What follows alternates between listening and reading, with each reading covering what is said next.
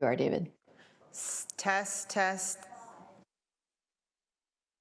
Angela, I just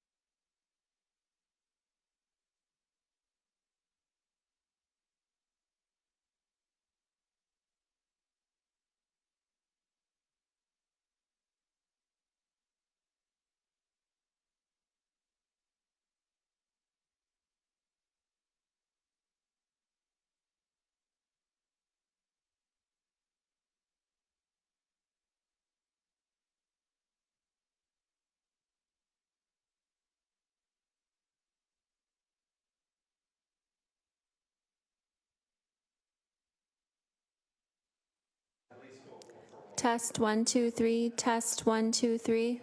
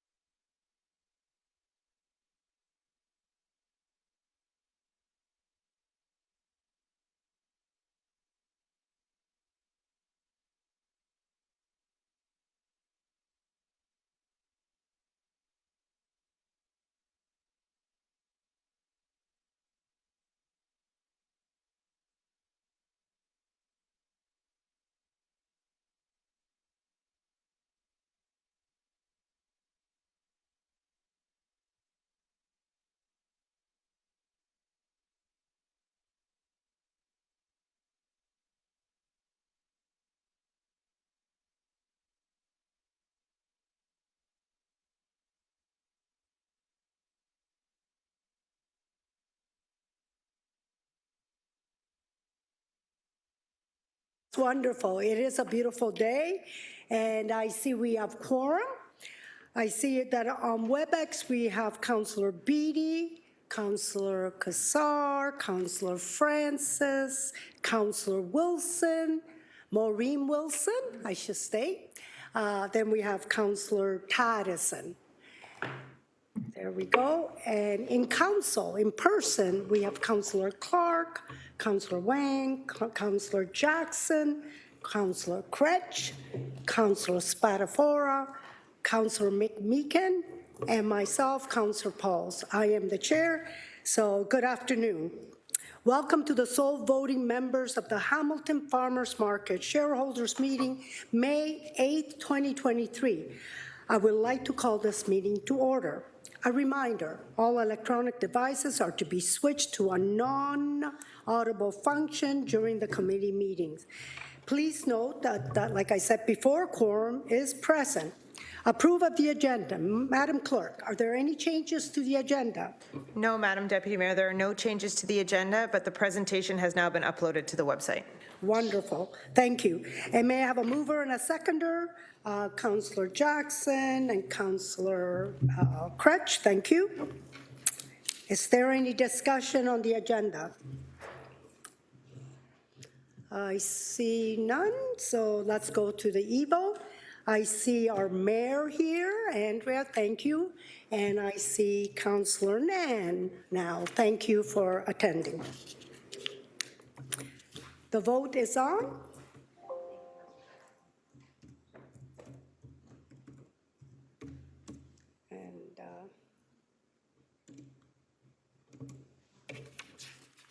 Thank you, Madam Mayor.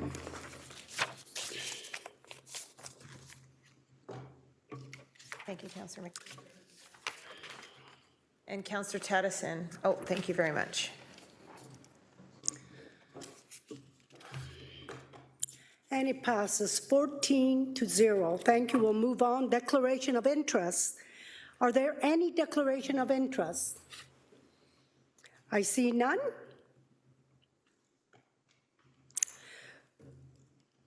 Okay, we'll move on now to approval of the minutes of previous meetings. For April 19th, 2023, may I please have a mover and a seconder to approve the minutes?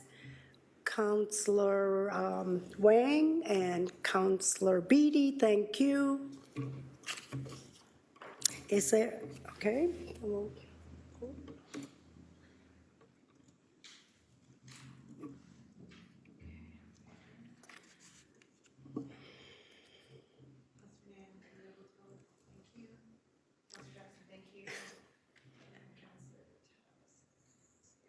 Councillor Tadison, were you a thumbs up? Thank you. Thanks, everyone. And Councillor Kassar, I didn't get your vote either. Oh, perfect. And it passes 14-0. Is there any discussion on the minutes? I don't see any. So we'll move on. Staff presentation.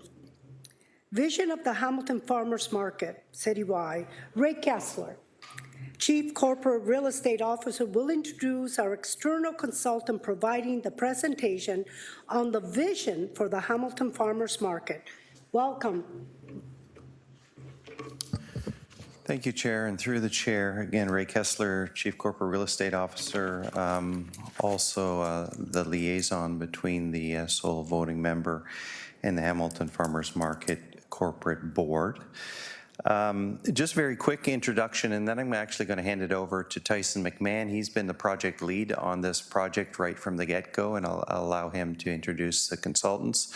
But back in February of 2022, staff were given direction to undertake a review and consultation of the vision of the vision and role of the Hamilton Farmers Market within the local neighborhood context, and to report back to this body.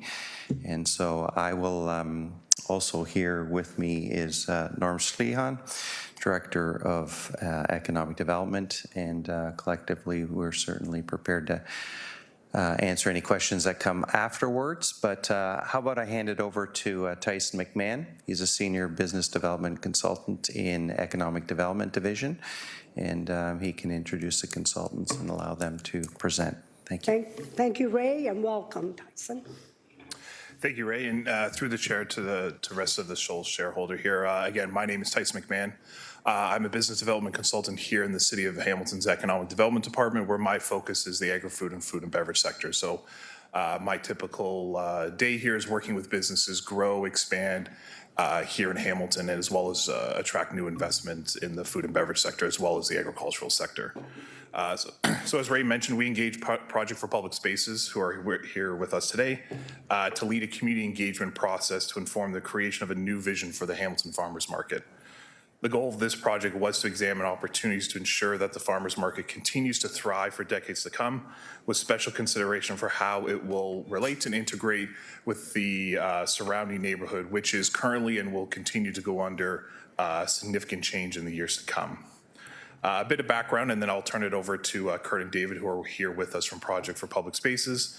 They're a nonprofit organization with an international reputation of engagement and creating public spaces within communities. So they've been around since 1975, but since 1987, Project for Public Spaces has supported public market projects in more than 200 communities internationally, as well as working with the Ottawa Biowood Market back in 2015, I believe.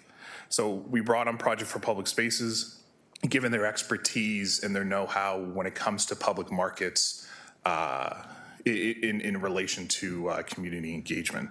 So with that being said, I'll hand it over to Kurt Wheeler and David O'Neill, who will take us through the presentation, provide an understanding of the project work that was done, the engagement process, what they heard, and ultimately what their expertise led to based off of the engagement as to what the vision for the market should be and some of the guiding principles that will help us achieve that vision.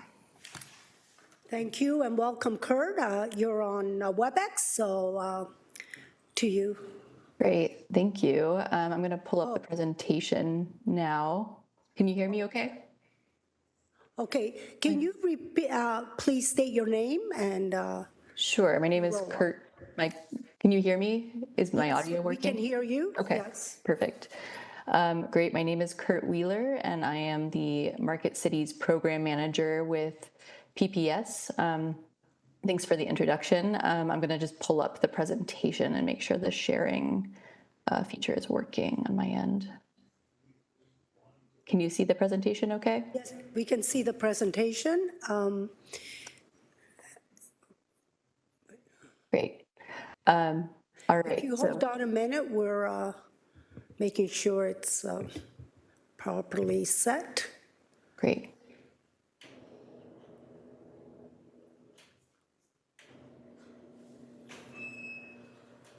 We're turning down the lights so we can see her more clearly. Too much sun up Setting the there, which is ambiance. great. Thank you. Okay, go ahead. Let's see. I think did it switch sharing? Did it switch the screen? Okay, I'm gonna stop sharing it for a second. It seems like it's the wrong window. I don't know why it jumped down, but let me try this one more time.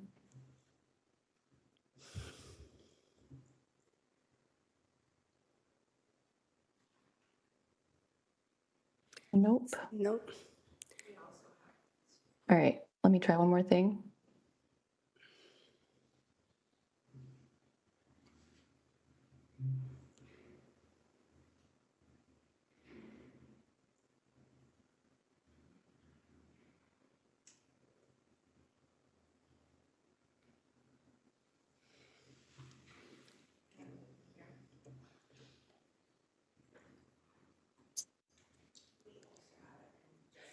If you want us to display it, we can do it here, if you can't. Is Okay. that working? Does that look Yes. okay?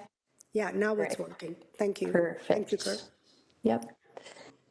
Okay, so again, my name is Kurt Wheeler. I'm joined by David O'Neill. We're based out of the States. I'm in New York, in Queens, New York, and David's in Philadelphia. So thank you for joining us today as we present the vision and guiding principles for the market. Before we get started, we just want to remind you all and reflect that we understand the value of the Hamilton Farmers Market for the public for the last almost 2 centuries. It's existed, it's continued to exist, no matter the shape or form it's taken, moving outside to inside to different locations in and around where it currently exists today. And we're really excited to see its continued operation for years to come. It's a really important public asset, and we think an important through line for the future of the city, since it is undergoing significant change at the moment. So today we are going to give an overview of what our project goals and process looked like. We'll then present the vision and guiding principles, talk a little bit about how we might implement initially, and then we'll have time at the end for Q&A and discussion. So again, we were brought on by the City of Hamilton to specifically conduct a visioning process. The goal was to examine opportunities to ensure the Hamilton Farmers Market continues to thrive for decades to come, with special consideration for how it will relate to and integrate with the surrounding neighborhood, which is currently undergoing significant change. We started working with the city back in August of 2022. We conducted quite a bit of research and public engagement, including interviews with the internal stakeholders, the surrounding institutions and businesses near the market. We did multiple workshops and placemaking charrettes, some specifically with the vendor community as well as the public at large. We did an online vendor survey and community survey, and collected additional feedback through the Engage Hamilton site. So all of that led to the formation of the vision and the guiding principles we'll present today. And this vision has been through a draft phase and revision. So again, just to reiterate what the process looked like for us, we conducted several stakeholder interviews with key folks working on the project. We conducted a public info session, an open house for the public, stakeholder workshop with key stakeholders, online engagement, specifically focused 2 placemaking charrettes on engaging the vendors and the public to kind of focus on the space within the market, or the market space itself. And that is what we base the vision and guiding principles on. So we're not going to spend too much time with specific tidbits, but here are some themes that came out of our stakeholder interviews. The market layout and building is a hindrance to its success where it currently is. The construction in the surrounding neighborhood will be beneficial for the market, likely in the long term, but in the short term, it will present challenges. There is a need for more casual public gathering space in downtown Hamilton. There's a strong interest in focusing on the experience of the market, the social aspect specifically. Parking is a concern for the market that needs to be addressed. And there's a need to improve marketing and messaging. Currently, it's difficult to know when it's open, what kinds of promotions are happening at what times. So those are here's some additional items mentioned. There's an interest in strengthening connection to the outdoors of the market, whether at street level or the Jackson Square roof. It's really important to focus on rebuilding trust with the vendors and supporting them, especially in the face of a lot of neighborhood change happening. The outcomes of this visioning process and any future engagement really need to be felt and communicated, and there's a strong desire for action to be taken on the market. There's a strong interest from immediately adjacent neighbors in further leveraging the market. And as we all know, the market governance study is on pause, but we are aware that governance needs to be overhauled. So this is just a snapshot of kind of what our process looked like, but we took all the feedback from all of the different activities within our engagement, organized it into kind of 3 core categories related to operations, physical design and infrastructure, and the program and mix of the market. So that full synthesis of that is included in a separate appendix. So this is where we landed with the full feedback and analysis. The vision is the Hamilton Farmers Market continues its long-standing role of supporting local farmers, producers, and businesses while providing a reliable source of fresh food and a community gathering destination for all Hamiltonians. The market provides a wide range of fresh food and grocery options for downtown residents and all Hamiltonians. The market serves as a social and cultural focal point of downtown Hamilton. The market provides economic opportunities, including business incubation for rural and urban producers and entrepreneurs. And the market celebrates the agricultural tradition and strong rural and urban connections of the region. We just want to take a moment to remind folks why different cities are investing in their markets and why they're important public assets. So over the course of the last 30 years of studying markets and working on different market projects, we've identified these kind of 6 key benefits of public markets. So when anyone wants to start a market, it's usually for one or more of these reasons. So we just think it's important to remind you of like all of the additional kind of spin-off impact that reinvesting in the market can have. And the new vision that we just presented hits on actually several of these benefits, but it kind of focuses on 3, which include creating active public space, providing economic opportunity, and linking urban and rural economies, while also hitting on the others as well. So I'll pass it to David to take over. Good afternoon, everyone. My name is David O'Neill, and so I'll just continue along here. The guiding principles, as Kurt just mentioned, are focused in 10 areas divided into these 3 different categories, which we'll run through right now, starting with the physical design and infrastructure. Number 1, fix the building or relocate the market. We heard some fairly colorful adjectives and descriptions of the market before people said that it needed to be fixed. But the building, if you saw those beautiful pictures of the market before, the market has such a rich sort of visual history, and this new iteration of the market doesn't quite have the personality or the street life or activation that the earlier iterations of the market had. So the last go-round of market renovations, I think it was in 2010, were okay, but they were insufficient. The market plumbing is still not enough. The average vendor only has about 30 amps of electric. The storage, as the market, especially as the market gets busier, will not be adequate. And there's only one exhaust system to service the entire market. The circulation is difficult, as I'm sure many of you know, shopping there with the 2 levels. So and the hours are awkward, and the vendors are in disagreement about what the hours should be, and they have different interests. And some of the vendors would like to be open earlier, or some would like to be open later. And there are ways to address those desires through some redesign of the building.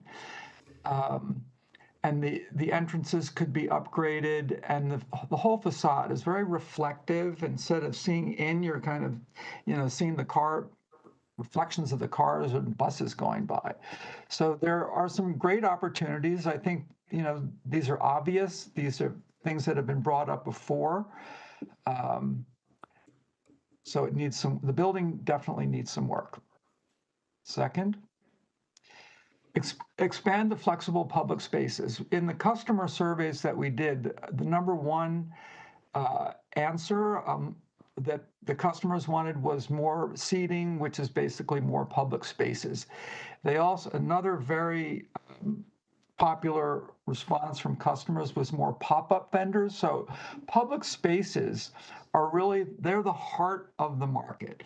And we say when you're designing a market that you should actually start with the public spaces and design the market and the vending spaces and the amenities around that public space. And Hamilton's current market, the public spaces seem like an add-on. You've got that nice space on York Street, which is largely unused, which has tremendous opportunity. But these public spaces can be used for seating. They can be used for pop-up vendors, which is also the customers said they'd like to see more farmers and more diversity in the vending and more events and more programming. And that's really where you engage with the public on a regular basis and where they participate more in the life of the market. And there's a business reason behind this too, because the more time people spend in the market, the happier they are in the market, the more money they will spend in the market. And this is a business as well as a public institution. The next one. Strengthen the indoor and outdoor spaces. So, your old pictures are great. It's a great history of that market, but now the market seems sealed. It seems it's not engaging with the street. It's not engaging with the life of the city. And with all of the planned renovations around the market on the street and with the adjacent properties and city center, it's a great time to rethink that facade and to rethink that handshake with the city and with the life of the city, and let the life of the market spill out, and let the life of the city spill in. Back to Kurt. All right, thanks, David. So we heard that there's a strong interest in more local farmers and local producers, as well as pop-up vendors, which David just mentioned. So the name Hamilton Farmers Market was mentioned as almost being a misnomer currently, just in terms of the amount of access to fresh food and goods and how people are seeing the vendor products currently today. So some ideas for different ways of doing this could involve creating additional flexible lease terms for different vendors to allow for pop-ups that could allow for different kind of farmer schedules so that they could participate in the market.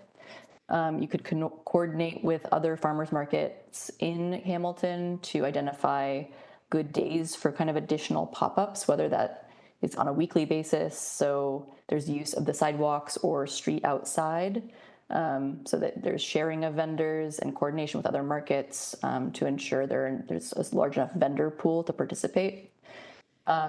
Again, you could also explore temporary street closures on York Street on a weekly basis to accommodate more of these kind of day vendors. So more programs, events, and education in collaboration with local partners. So getting back to that kind of piece of the market becoming a community destination and a central meeting point.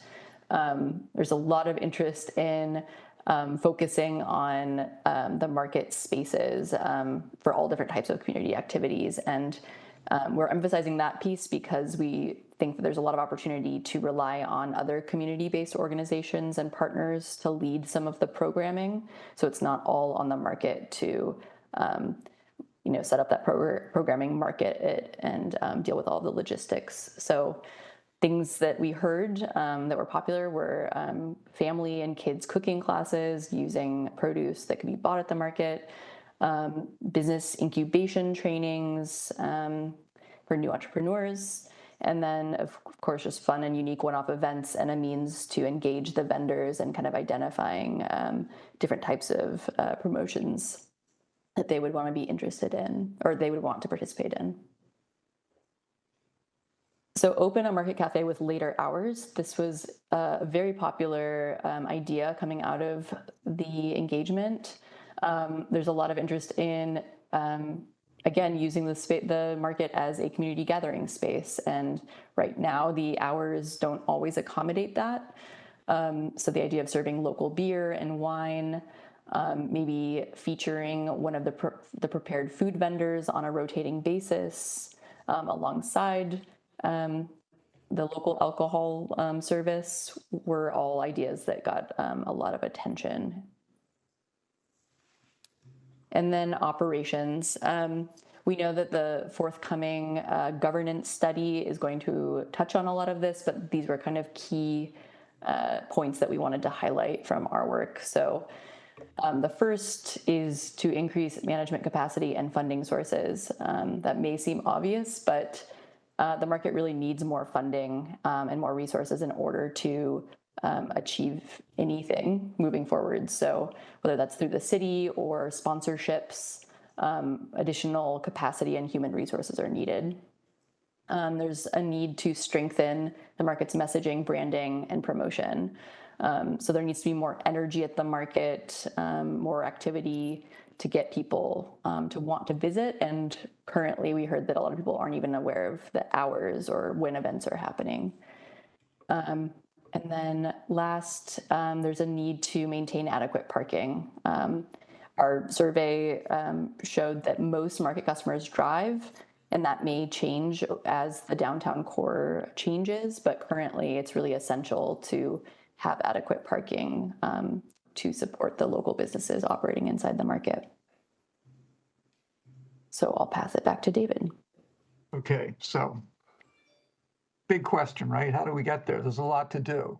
It's an incredible institution, and it needs more work. So we'll run through. So this is not an implementation plan. This is the vision that will help frame the implementation plan. Again, all of these 10 guiding principles are the vision that will help inform what the governance study should do and what the design and layout study should do. They should accommodate all 10 of these principles. Slide. So, the market is undermanaged. It doesn't have enough money to even pay its bills. Over the last 8 or 9 years, it's gotten about $2 million, primarily from the city, and maybe another part of that also came from sponsorships. So clearly, the market needs to be subsidized, and that's not necessarily a bad thing. Many public markets are subsidized. I mean, the library next door gets $34 million a year from the city. So, I mean, compare that. So the market is a city asset. It does a lot of things, and it will need some ongoing support, but the goal is to make the market operationally self-sustaining. It will never be able to cover debt and borrow money and pay for its capital expenses. That's something that is always going to have to be, assistance will always have to come from the outside for that. The construction that will be going on around, that's actually already started around the market right now and is going to go on for quite a few years, brings up another need of assistance for the market to mitigate the negative impacts of construction on the market. That will make access difficult. It's going to confuse customers. They'll think, can I get in there? Is it construction? Is it noisy? Is it dusty? Is the parking closed? And, customers will put up with things for a certain amount, and then at a certain point they won't. But the goal will be to keep the vendors whole during that process. And the gold medal will be to actually grow the market during that process.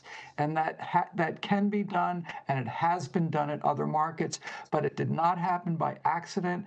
It happens through careful, concerted planning with the people that are involved in construction, with the city, and with the market itself, and with a clear communication plan that constantly involves the customers, who are really the most important thing here. The vendors are also going to be looking for some longer-term security. They have one-year operating agreements right now, and in order for them to invest in their businesses, which is also a possibility going forward. Right now, there's uncertainty, so people aren't investing. But once they have some certainty, they'll want to invest in their spaces, but they're going to need a longer lease in order to justify that, or to get approval from a bank is going to need to see more security in those vendors. So there's many things that go into a mitigation plan. If vendors have to temporarily move out of a space and move back into a space, business disruption, rental abatements, maintaining continuous operations is another component that other markets have used when there's construction that needs to be mitigated. It's also a great time for tenants to upgrade their stalls. You may need to have temporary storage and so forth and so on. A lot of things go into that, and you've got a long road ahead of you. Some days are going to be better than others, but if you've got a strong plan behind you that can be embedded into that management plan, embedded into that design plan, it's going to put the market in a stronger place. So, and just the last point here is other markets who have done renovations, they have worked at non-peak times and at times when the market is closed. So there are ways to work around that market schedule to minimize the disruption of business. Next slide.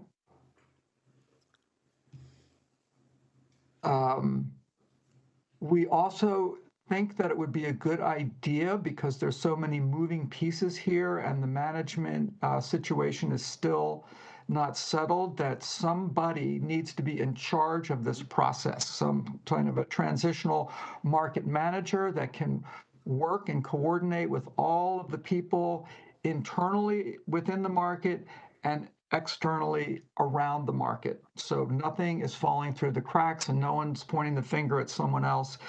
And many of the stakeholders that we spoke with were all very willing to help out, not only during this transitional period, but in an ongoing period, doing promotions or working with the market to make the market stronger, because as goes the market, so goes their projects. The market is a real bellwether for what is going on downtown. It's also a signal for what life is like downtown, and it's an amenity to sell people to move downtown and to work downtown. So this reinvigorating the market is very important, and it doesn't have to just fall on the city or just fall on a new management entity. There's a lot of partnership opportunities and a lot of resources out there that can be tapped into, but that will take more people in order to do that as well. Parking, Kurt mentioned. I mean, parking is always an issue with markets. It's not something that can be ignored. It's not something that will take care of itself. A plan is essential. And something that really struck Kurt and I as out-of-towners was the lack of activation of Jackson Square and the park up there. And that is an amazing opportunity. I'm sure you know that and are probably frustrated with the lack of activity up there. But there's, the outdoor opportunities up there can help the market. It can help the arena. It can help Jackson Square. It can help the offices, and it can help the residences out that are moving back into town as well. Next slide. So, a great market can be one of the greatest things in the city, can be one of the most visited things in the city by city people as well as by tourists. It's like a window into the culture of Hamilton and beyond, into the agricultural green belt around the city. So, and it can make the place stronger. It's very important today to bring people together, and people can share the experience in the market. They can get to know each other in the market. It represents opportunities for new immigrants to open a low-cost business, to learn English, to meet new people, and to assimilate into society and to share their culinary or their skills with other people. And that's what markets have been about forever. And it's very important today that we have these places that bring people together as we, so instead of focusing on our differences, we can focus on things that we like about each other and that we can share with each other. The small business opportunities are huge. You've got a very high vacancy rate now in the retail storefronts in downtown Hamilton, and there's no better incubator for those empty storefronts than the stepping stones that you have, the affordable stepping stones at the Hamilton market. People can grow, get big, and then they can go into those storefronts, which help not. And once the retail gets revived, it pumps life into the business community, into the residential community, and the city is certainly moving in that direction. We saw a lot of positive activity in downtown Hamilton, and the market needs to be brought along with all that other positive activity that is going on in Hamilton. And you've got a lot that you can showcase, not just with the urban residents and all of their skills, but you have you're very fortunate to have that greenbelt and to have that farmland that can supply a lot of more and more food into Hamilton. You look at the picture on the slide right here, and that activity has really gotten slimmed down in the market. And I think it was the number one thing, Kurt, that customers said is they would like to see more farmers in the Hamilton farmers market. So that's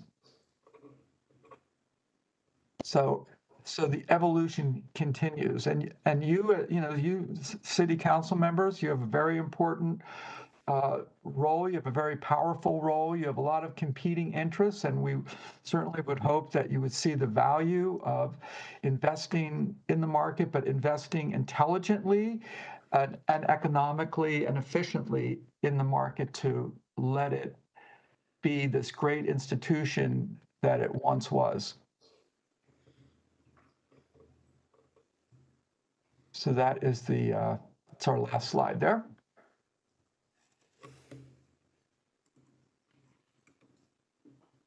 So we'll open it up for discussion and questions. Ray, do we turn it over to you at this point, or how should Thank we? you. Thank you, David and Kurt. It's your presentation's over. We will open it into questions. And so first of all, is there any questions to the presenters? Oh, Council. Okay, just hold on. Okay, Councilor Beatty, you're first. Thank you, Mrs. Deputy Mayor, and through you, a question. Actually, I have a couple of questions. First, thank you so much to Kurt and David for the presentation. I thought it was an excellent snapshot, and I think gives us a good foundation on which to move forward on. There's a couple of themes that popped up during your presentation. The discussion about the fact that the number of actual farmers, the actual agriculturalists, the fancy word, is at an all-time low when it comes to the farmer population. So I have some background in it. I'm myself a licensed agriculturalist. I'm a farmer by trade, 5th generation. And I've had conversations with farmers that have attended at the Hamilton Farmers Market, and they have discussed some of the issues and the challenges there. And for the record, none of them are there anymore, which I find unfortunate. What I find is we're almost on two divergent themes. The farmers, the actual agriculturalists, they only want to be at a farmer's market one day a week. When I talk to them, they have a cycle that they do, probably 3 or 4 or 5 markets that they travel throughout Southern Ontario. They'll do this town and this city at this day, different town and different city on another day. And that's how they're geared to operate. They don't want to do a farmer's market every day of the week. And if you look at the roots of the market, that was never its intent. It was never meant as a every day of the week proposition. But at the same time, we have another section within the farmer's market where we have small businesses and providing a number of services, and they're all wonderful. I frequent them as often as I can. And they operate every day of the week, or they would operate as many days of the week as possible. So it seems like we're heading in two different directions where we want more farmers, but the farmers only want to be there one day a week. We also want more frequency, but in order to have frequency, we need to have somebody other than a farmer in that stall. Can you discuss or tease out through your experience in other farmers markets, how do they deal with those diverging themes in terms of the need to attract more farmers at the same time, have more frequency? How do we accommodate both as we potentially move forward? I'll take that one, Kurt. Okay. It's a great question, and it goes to the physical design. So while thinking about the opportunities in the market to build some spaces that can accommodate farmers one day a week or 2 days a week, and then when the farmers aren't there, you don't have an empty stall. That space can be used for other vendors, other pop-up vendors, or it can be used for seating or events. It can be this. Farmer spaces can be also be the public spaces when they're not there. So it shouldn't look like they're empty or something isn't happening when the farmers are not there. And I think the tricky thing here, most of the good old farmer spaces are outside where they can just, pull up their pickup truck and ideally back up to their space. It's very easy. You don't have anything like that right now. It requires offloading, unloading, resetting up, and then reversing that at the end of the day. So it adds a lot of time, which makes it, of course, less desirable for a farmer to want to set up there. So it's a design opportunity. And that same design opportunity of different uses for different times also can be address some later hours in the evening where the market could be something else, where it's more of like a place to eat when the core fresh food market is not operating. And there are a lot of ways that can be done, but it's tricky because you've got those two levels and you have a vehicular kind of access problem. It's hard to service the market right now. But it's very addressable, and it can work, and it does work quite well in a lot of markets. There's also a management component to that, as well as a design component. It has to be orchestrated smoothly, and so you've got to keep those spaces full. You got to keep the vendors happy, and you've got to keep the customers informed about what's happening and what the schedules are. Thank you for that, David. Much appreciated. It sounds like, if I was going to summarize that, we have to change our mindset a little bit and be okay with having stalls that are dedicated for usage by farmers who are only going to be there one day a week at certain times of the week, and then find a way to repurpose those spaces for something else that makes the market still look like it's full, even when we're missing those farmer activities. And that's great. I appreciate that. Leaning into the experience that you and Kurt have with markets across North America, I'm curious, have you seen other funding models with other municipally owned farmers markets that seem to work?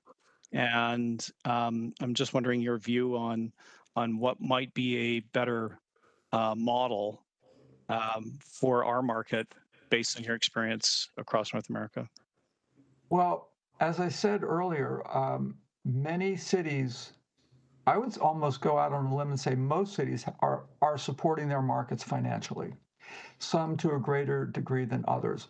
That gap, there are not that many ways to narrow that gap, the funding gap.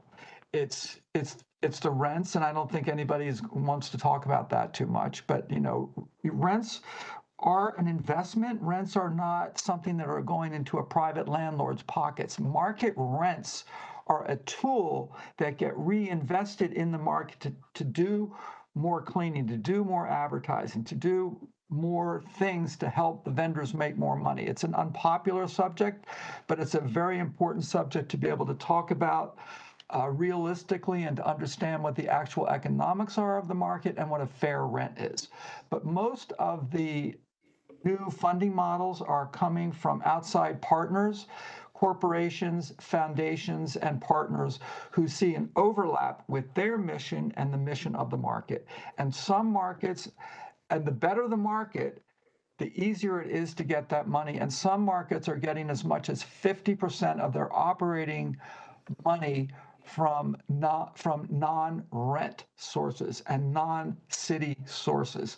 So that is a tremendous opportunity that is out there. We have not seen that in the market world in decades. It is a terrific time to be doing this, because those benefits, the things that market do so well, a lot of other people are going to want to hop on your bandwagon. But it's still the core of the market has to be strong for that power of the market to attract those outside sources of funding and assets to help the market reach its potential. Thank you, David. You have less than a minute left. I'm gonna chat as quickly as I can, Deputy Mayor. Okay. Thank you. So just to summarize, then it sounds like we have to come to terms with the fact that this is not a cost recovery model, and if the city is prepared to take a small loss in the beginning, it will attract the type of investment from outside non-city resources that will help to carry the burden and carry the load in the future. Last question. I'm wondering if you may help me, again, based on your experience with other municipal markets across North America, if you could weight or give a hierarchy to certain targeted investments that may have the biggest impact on the market. You mentioned a few, like moving out onto some spaces on York Boulevard with temporary closures there, or reconfiguring the space in York Boulevard for outdoor usage. There was a collaboration with Jackson Square that was mentioned. I think somewhere embedded in here, it speaks to the market being reformatted, made into a one-level, street-level market. What would give, in your opinion, the best bang for buck, given our kind of limited scope of what we may be able to do, and have the biggest impact on the market for the foreseeable future? Well, I think, there's so many things that you need to do or that you could do. It's a long list, but I think the public spaces are really important because they do so many different things. Investing in your partnerships will give a multiplier effect to your investment, and like the city center next door is putting in a plaza where vendors could spill out there. Possibly it might be a good spot for farmers. The infrastructure, of course, is essential. I mean, growth is going to be stymied unless there's enough infrastructure within the market. It's kind of a hard question. I can jump in and say that I think one of the key things, like next steps, if you were to ask, is to identify like a transitional project manager, someone who's going to like carry this work forward and continue to engage the stakeholders who want to be looped in moving forward. So that was sort of a question mark for us, like what happens from this point on. And I think human resources to carry things forward, really critical next step. Yeah, I'll echo that. So in many cases, it's one person can make all the difference. That champion, that impresario, that can make the market really sing. Thank you, and that's your time, Councillor Beatty. If you do want to go the second time, then just let us know. Yeah, Deputy Mayor Pauls, I'm wondering if I could, at the appropriate time, add comments, so maybe as a second-time speaker. Yes, that would be great. Thank you. Thank you. Councillor Crutch, please. Oh, Councillor Wang. Sorry. I saw your name. Thank you. Through you, Deputy Mayor, to our presenters, I have a couple of questions. One, I'd like to dig a little bit deeper into your stakeholder consultation. I do see from Appendix B that, and I think a portion of these slides in Appendix B were actually in the presentation, but could you give me a sense of who you consulted on this visioning aspect?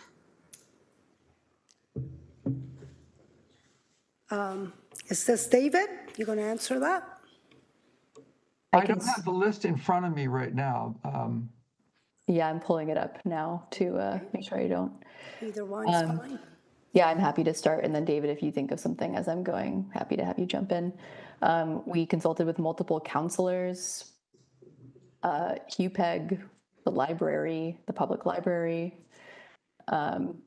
different business representatives downtown, Yale Properties, folks involved with the city center development next door, market manager, the Hamilton Farmers Market Board.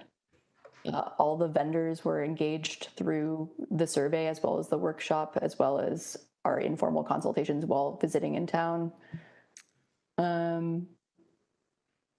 Just running through. Yale Properties, I think, did you Yeah, say that? mentioned that. As well as through our stakeholder workshops, there were additional folks that I'm pulling up now too, but just give me a second. Yeah. Actually, Deputy Mayor, I do see it on page 31. Well, it's technically 35 in my Appendix B, but it's slide 31. It says 35. Anyway, point of it being is, what I'd really like to understand is how much public consultation was out there, because it struck me that when I looked at the slide, there were 167 public survey responses. That's on page 30, slide 33, or page 37 of 77, 19 vendor survey responses. What's the breakdown in terms of the public? Because I'm mindful that the stakeholders that you had consulted with are all organizations. They're also city staff, and they're also counselors, but they're not always the real people that are actually like being served by this market. So I wanted to get a better sense of that public consultation piece. Through you, Deputy Mayor. Who would like to answer that? David or Kurt? I can start. With the public, we had the open house, and that had like 30, I don't know, maybe 50 people, 40 people. And then we had the survey, the 169 people, I think about half of them were city residents and half of them were from outside the city. The vendor response was not great. A lot of vendors were, I think, reluctant to engage with us because I think there's vendor fatigue with studies or some distrust. Yes. But the ones that did show up were terrific. They were really wonderful. So do you want to add some of that to that, Kurt? Is that answering your question?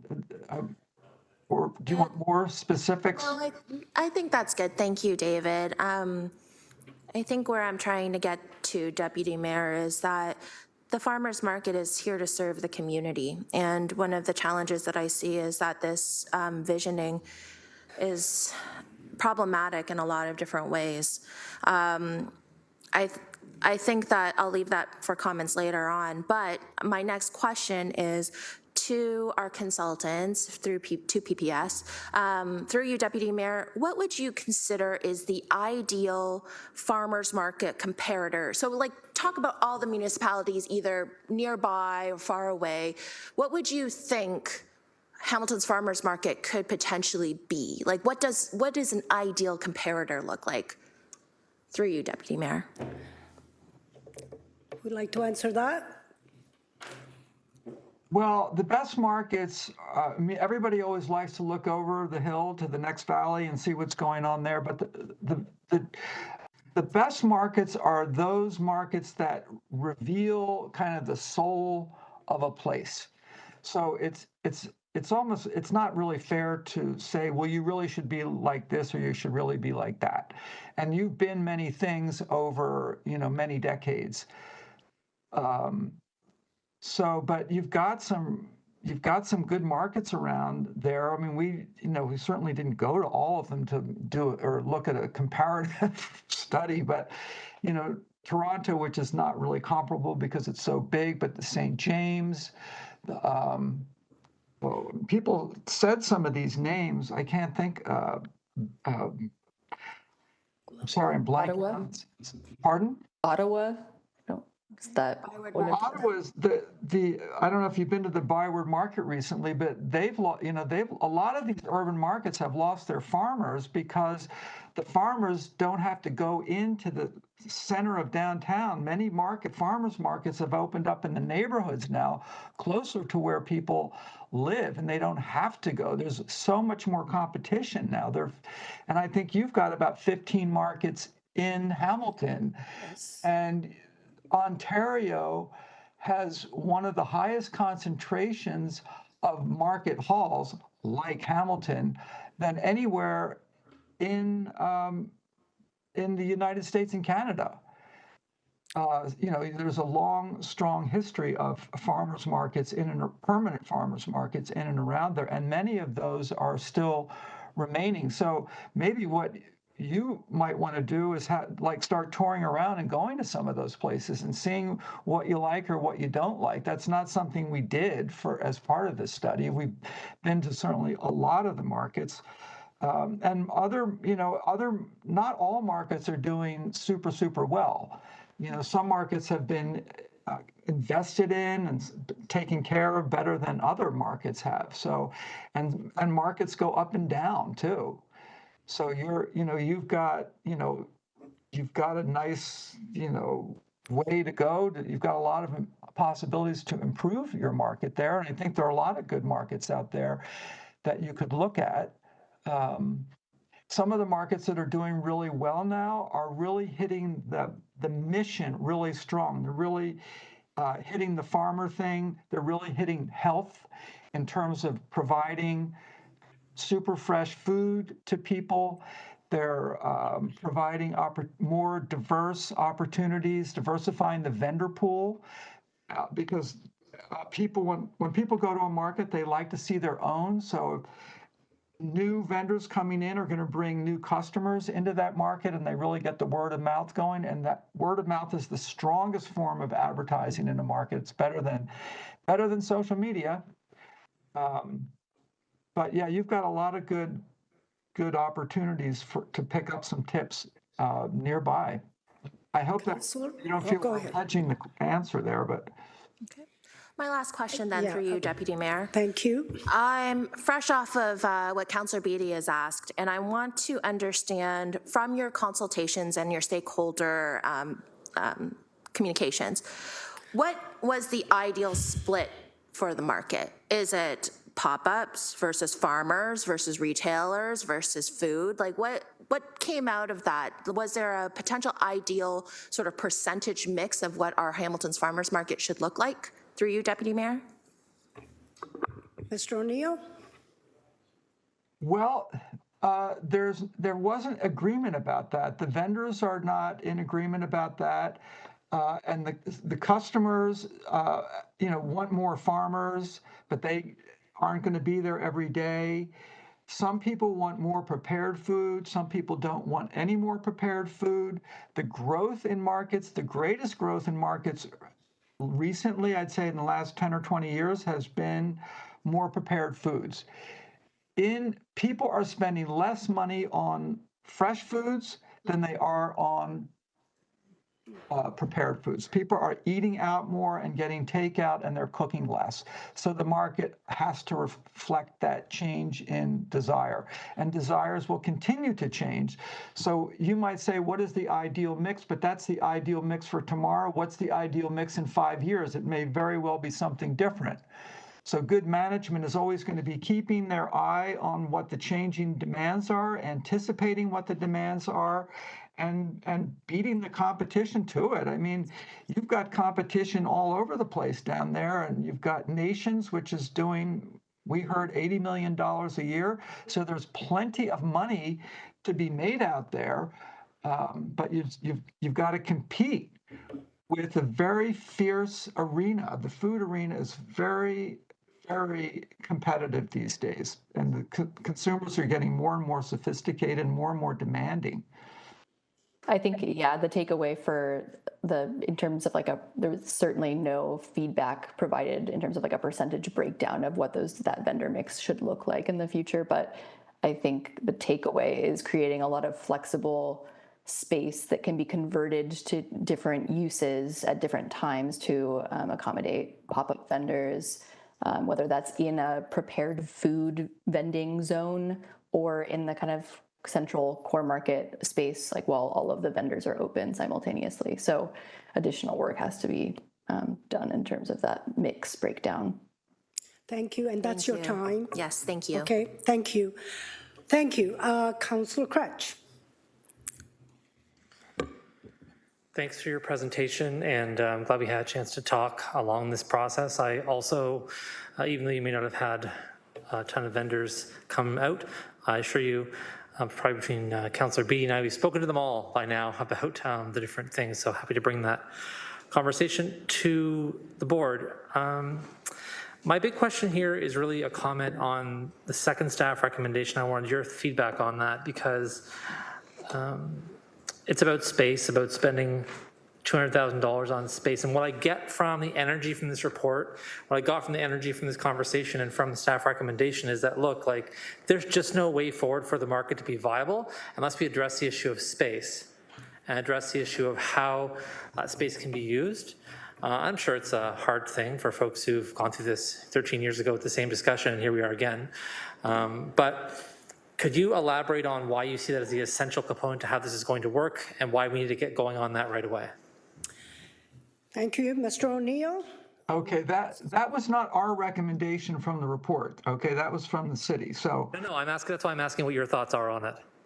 well, there's definitely work to be done. I mean, the building is dysfunctional in a lot of ways. It was the original design was really, I think, did the market a disservice. And I don't know, how it happened, but there it is. But it can be fixed, and turning it inside out, more or less, will be good. So you've got the two-level issues which need to be addressed. You've got the servicing issues that need to be addressed. You have the facade that needs to be addressed. You've got the multiple uses and the flexible times that need to be addressed, so the farmers are finished or the fresh food people are finished and the market becomes something else at night, or when you could possibly have street closures around there and the markets could spill out. So it's almost like a market can get big and small, it can breathe.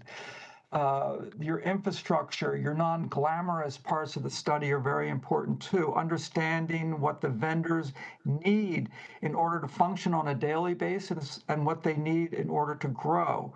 Those are your existing vendors. It might be interesting even to talk about people that have not expressed a desire to open in the market because they think it's a dysfunctional market.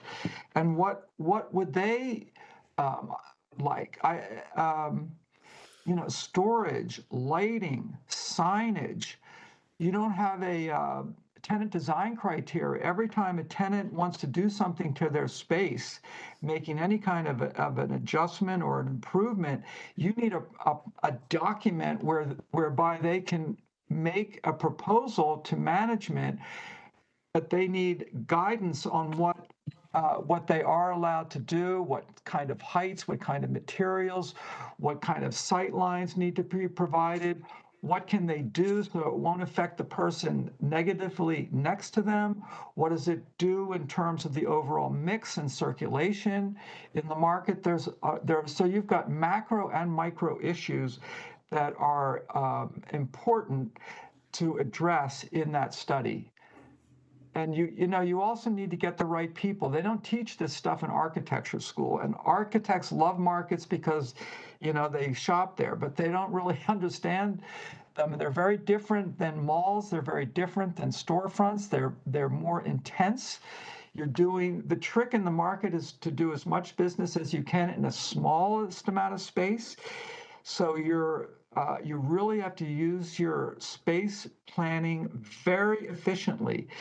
And that goes to the stall design, the layouts, the aisle widths, the cross aisles, the density of the spaces. Do you have storage within the space? Do you have enough room to have a remote cold storage area, a dry storage area, your trash, your servicing, your truck radiuses for, bringing there's many things that you can spend that $200,000 on. So you're saying the space is important. The Thank you, I space is appreciate very, that. I mean, it's a public space, right? It's all about the space. Yeah, thank you so much. And I just want to maybe, sorry, go ahead, Kurt, didn't mean to interrupt you there. Please go I ahead.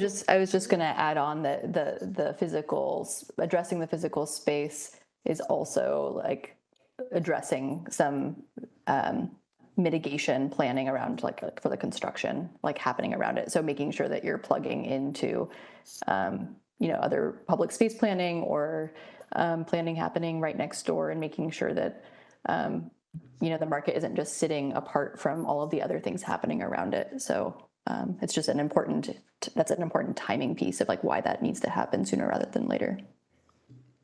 Thanks very much. You answered the second part of my question was really about why now and why specifically now. I mean, some folks may not know about things that are being planned, like the pedestrian bridge across James Street that links the city center, other amenities is going to go away when the city center goes away. Like there are so many nearby things that are going to change physically here in the very near future. So the timing makes sense. Thanks for your answers to questions. I'd like to be added as the second time for comments, but those are my questions. Okay, thank you. Yeah, we'll have time for comment after all the questions. That'd be great. Thank you. And Councillor Jackson. Thanks so much, Deputy Mayor Pauls, and nice to meet you both, consultants Wheeler and O'Neill.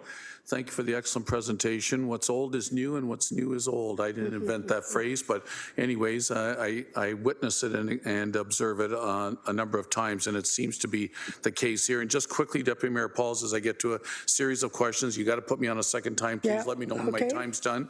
But a couple of quick comments. So I was a member of council that was there, consultants Wheeler and O'Neill in 2010. Council of the day celebrated the fact that we put about $13 million aside, 6.5 for the renovation of the market, 6.5 for the adjacent renovation of the Central Library. I think I can say very genuinely and sincerely and accurately, Central Library has been a smashing success with the $6.5 million renovation, much more open space, computers, meeting rooms on the various 4, 5, 6 floors of the Central Library, and higher usage and circulation. The farmers market, once it reopened, David, Kurt, I had vendors call me, had me do a tour with them once it had just opened after the renovations, Deputy Mayor Pauls. And for example, massive concrete columns that were constructed in the middle of walkways so that people with walkers, scooters, couldn't even get around them to get to the vendor to purchase the product they wanted. Anyways, it's just been a tug and pull, and I've just been dismayed by the unfortunate aspect of the farmers market, and of course there's a multitude of complex issues that have compounded the problem over the years to now. So it's important we're here. Through you, Deputy Mayor Pauls, to one of the consultants. It seems to me I'm hearing a traditional return to the original purpose of the Hamilton's Farmers Market. And if you could comment if I've interpreted correctly, and I want to add to that, it seemed over the last 10 years when different delegates came before the councils of the day, they talked about the newer vendors and wanting more diversity of product, such as going more in the artisan direction, floral direction, and many of the traditional food services, meat products, cheese, produce, fruits, said, folks, don't go that way. You're getting away from our original mandate. Any comment, please, through you, Deputy Mayor Pauls? Thank you. And please correct me if my interpretation's been wrong of what you've shared today. thank you. And who would like to answer that? Mr. O'Neill or? I'll jump in. Okay, thank you. The mix is the magic, right? you know, as Kurt said, the farmers market has become a bit of a misnomer now. But urban markets are changing. They are all mostly across the board less farmery, and they're more fresh foods, and some of them have non-foods as well. It's an individual decision. I don't think there's anything right or wrong that we as outsiders can say. It's what you think is right. And what the customers think is right. What we heard from your customers is that they want more farmers, more local foods, and to keep that fresh food basis of the market strong. And frankly, that's not a mistake. And I don't think people are saying to do that to the exclusion of other types of products. I think people like seeing, some edges of some new things and some non-food. I think that's all fine as long as your big picture message of it being a fresh food market doesn't start to get all fuzzy and squishy. Okay, thank you. And Kurt, possibly any further? Thank you, David. I think you've reaffirmed kind of like my interpretation overall. Through you, Deputy Mayor Pauls, to Kurt. Yeah, I just want to underscore the comment about it's not about having fewer of a certain type of vendor. It's about finding ways to attract more farmers and local food vendors, whether that's through flexible lease terms or day stalls. It's not about replacing the existing stalls with more farmers, which we know has not been super successful in the past. So, thank you, both consultants. Supplementary, Deputy Mayor Pauls, through you to the consultants. Did all of your surveys demonstrate that the Hamilton's Farmers Market still can be a destination place? And as an adjunct to that question, part of the conundrum for past councils that I was on, other markets that were emerging across the city, maybe smaller, but in different geographic areas, were going, hey, hold it, Hamilton Council, me too. Can you further both comment possibly on that as well, through you, Deputy Mayor Pauls? Well, you're the central market, right? You're the old time, long-standing big market. So one of our new initiatives with the Project for Public Spaces is something called Market Cities. And we feel that there's great promise in having a system of markets that can work separately, but that can also work collaboratively to help build the local economy. And in terms of, yeah, me too. I mean, yeah, I kind of agree with them. If I saw my competition getting some money, I'd be knocking on your door too. So yeah, I think, you're in politics and we're in the market world, but I think in both of those worlds, the issue of fairness is as paramount, and it's how you maintain your credibility. Thank you, Consultant O'Neill. And last question, Deputy Mayor Pauls. Fascinating. I'm still a very much car-centric guy, Consultants O'Neill and Wheeler, but a number of my newer colleagues on council are pushing me in the direction of more walkability, cyclability, public transit ability. But what I've read here is, however, parking and customers wanting more parking availability because they're just not within the precinct of the Hamilton's Farmers Market. They still want to drive there from different parts of our beautiful city. Can you just reinforce that parking component is key for the future success of the market? That's my last question, Deputy Mayor Pauls. Thank you, Councillor, and who would like to answer that? Well, people that drive, the 55% who answered the survey, they're going to drive a lot. And, half of the survey response came from outside of the city. One thing about people who drive, they tend to spend more money, right? Because they can put the big, heavy packages in their car and you don't have to carry them on the bus. But we see a growing component of people that will be walking, biking, and using public transportation with the new residents coming in, the new LRT out in front of the market. So We may see some diminishment in time of the parking, but we're certainly not seeing that diminishment right now. And I don't think you're going to see, I think the parking will be very important during this 5 or 10 year period of construction or in and around the market too. And it needs to be close parking. Thank you, Consultant O'Neill and Deputy Mayor Pauls. I've always believed in our Hamilton Farmers Market, and I still have faith and hope for its future. Thank you, Deputy Mayor Pauls. And thank you. Okay, Councillor Maureen Wilson. Thank you, Chair. My questions have been asked and answered, and if I could just get on for the comments at the end, thank you. That would be great. Thank you. We'll do that shortly. Councillor Clark. Thank you, Chair. Just 1 second here. So a couple of questions for the consultants, and then I have questions for our staff. I'm hoping that we have an opportunity to do that today.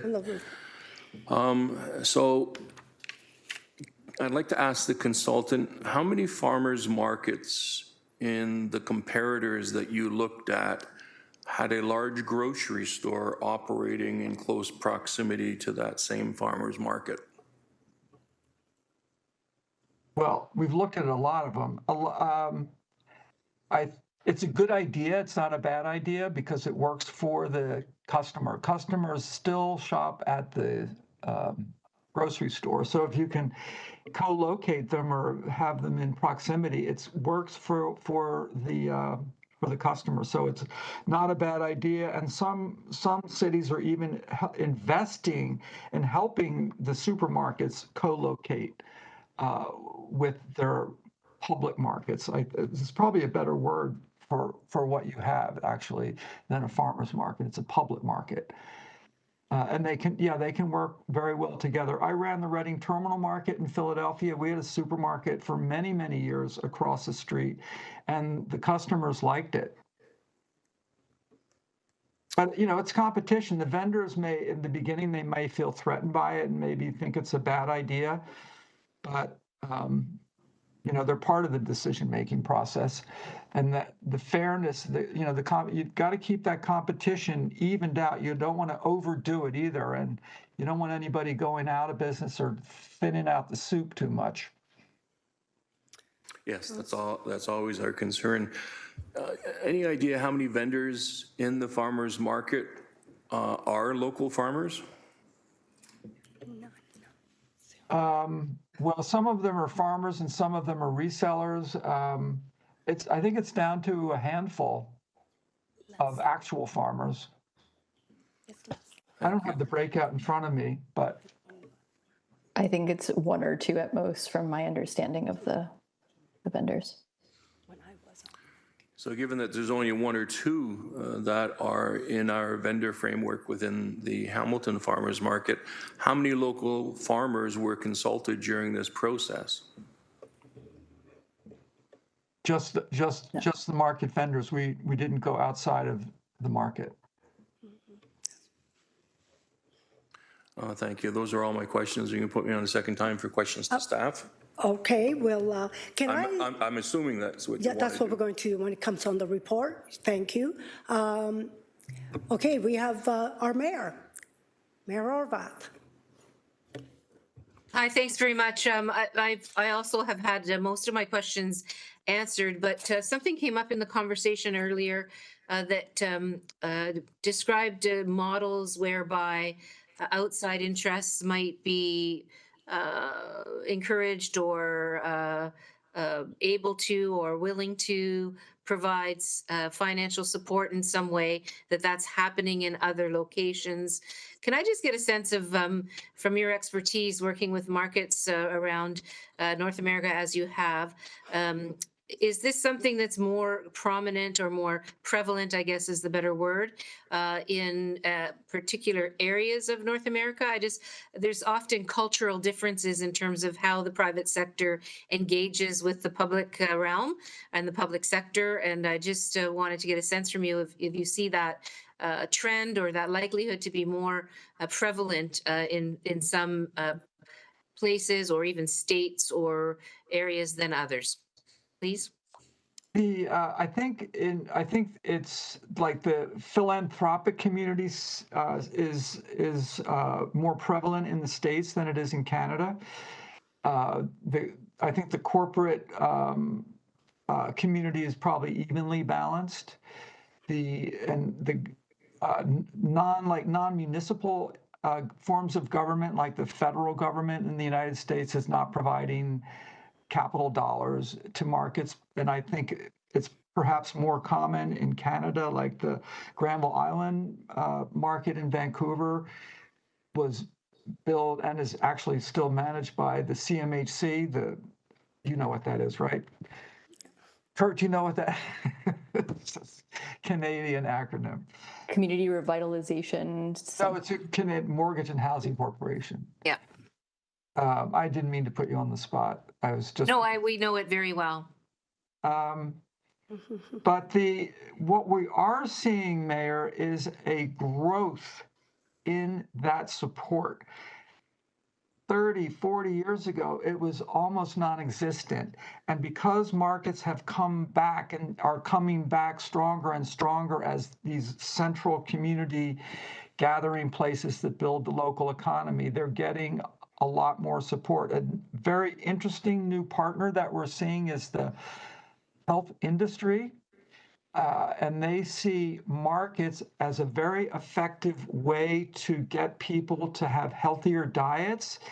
And it's that non-clinical setting of the market reverberates and goes into people's brains versus when they're in the doctor's office, people kind of shut down. If you're talking about behavioral modifications with people's diets to improve their health, but markets are really good at that. So the health industry is now a sort of an unforeseen but really nice partner that's at the table with public markets. And I think it's really the people that are putting their good thinking caps on, seeing what is the market doing that people with means or institutions with means can't do as well. That's where you're gonna find support. But I will tell you, with all these potential partners and neighbors that we talk to, they're all ready to go around the market. You know, the real estate developers want to help. The library wants. I mean, the library doesn't have money to give away, but they've got assets, they've got people, they've got space, they're adjacent, they're creative. The Yale properties, you've got a lot of like low fruit there that I think, you know, if you play your cards right, I think you'll do pretty well.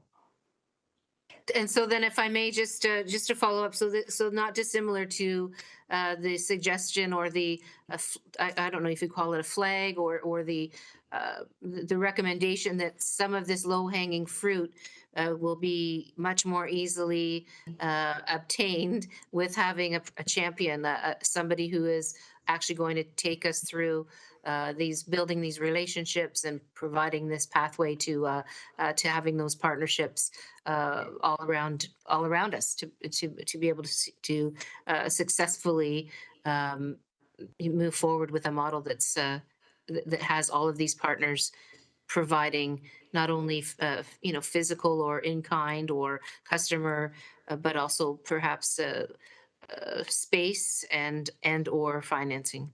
Yep. Yes, absolutely. Yeah, you have to, like, the institution needs to be structurally able to partnership. And you've got to rebuild that trust.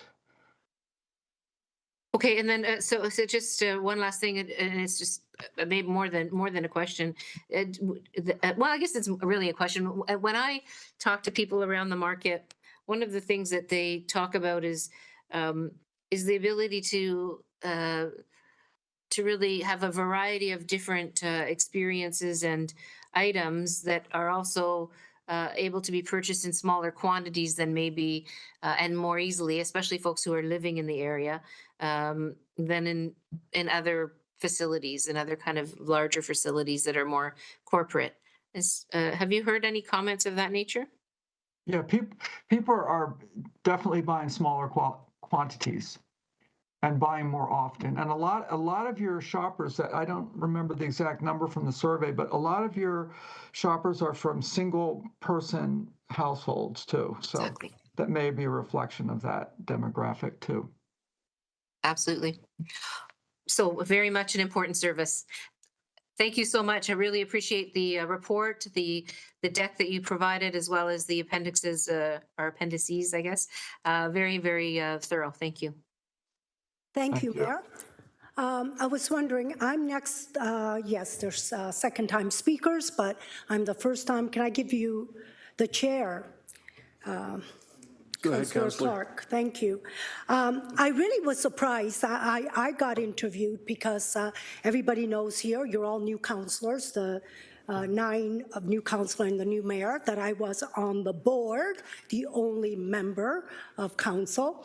And I want to tell you, we did a lot of re-envision in those 4 years, and they were very, very frustrating because we knew the challenges. And I'll tell you what the challenges were. Location, number 1. Funding was number 2. Parking was number 3. It was all related about finances. And I find it ironic that, David, you said something, keeping them whole when we do our downtown precinct, when we redo it, keeping them whole. We couldn't even keep them whole when COVID hit. I remember being in council and asking for some help. And that was the times. We couldn't even tell them that they could get free rent for those few months or few that they were struggling. But now it's a new era. It's a new council. And I feel better about it, that we have a great institution and we can help. My question to you is, those were the 3 things. Location was in the wrong spot. They knew because, first of all, they were where Nation was, then they were moved to a basement. That was, I'm telling the truth, you interviewed me, that's what I said. So location was number 1, funding was number 2, and parking. In your view, what are the 3? David? The 3 most important issues facing the market? That was a question, yes? Yeah. Well, I think the dysfunctionality of the building, and that encompasses a lot. Yeah, there's no. I think funding is still a big issue. It's very year by year. You need to bail out the market every year. There's no long-term plan from the city side. The market can't really plan long-term because they're not operationally self-sufficient. They have to keep coming on bended knee to city council to help them out at the end of the year. I think that is also a big issue. And parking is always an issue, but I think your management structure is inadequate, and I think you're about to do that or complete the study that you've started, and I think that if you get that right, I think that'll really put you on the right course that can address issues as they will continue to arise, right? You're facing some challenges now, but markets face challenges continually, and having a strong, facile, flexible, creative management team in there that first of all builds up the market but keeps their eyes on the larger game. I think that's number 3. Maybe that's number 1. Okay, and through the chair, something that Councillor Clark said about you did the survey, more people want farmers. I find it kind of strange that, and the reason is this: Hamilton has so many farmers market. I went in Dundas pretty soon, they're opening right at the parking lot there.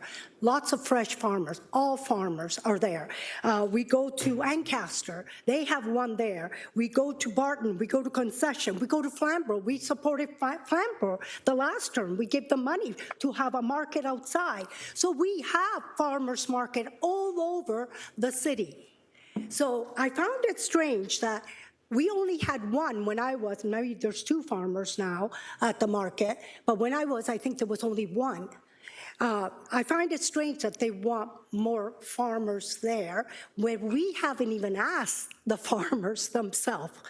So I think that would be the number one thing we do is ask the farmers whether they want to travel in one location downtown where they have literally the whole Hamilton in front of them to sell their products. I believe, and I wonder if you could comment on that, I believe the new farmer is evolving. The farmer's market is not like it used to be 100+ years ago. It's a new evolving market. I go to a lot of markets and I see a lot of interesting things. It's a destination. Question, please, Councillor. So the question to you is, do you feel, I don't know who you asked about they need more farmers. Do you feel that's one thing we need to first find out, if really that's what they want, more farmers? Thank you. David, please.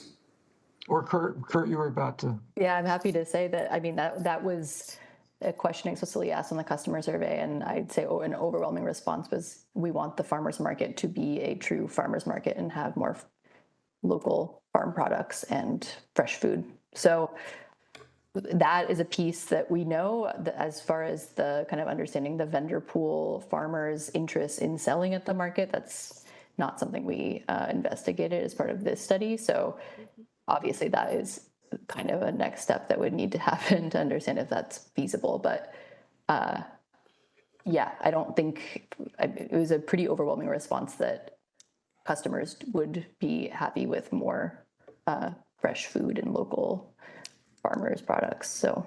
And I'm wondering, maybe it's because these are the people you asked that live around here, that walk to the market, they're close to the market, and they would like to have, some fresh vegetables, and people that live somewhere else, they go somewhere else. So thank you for those questions.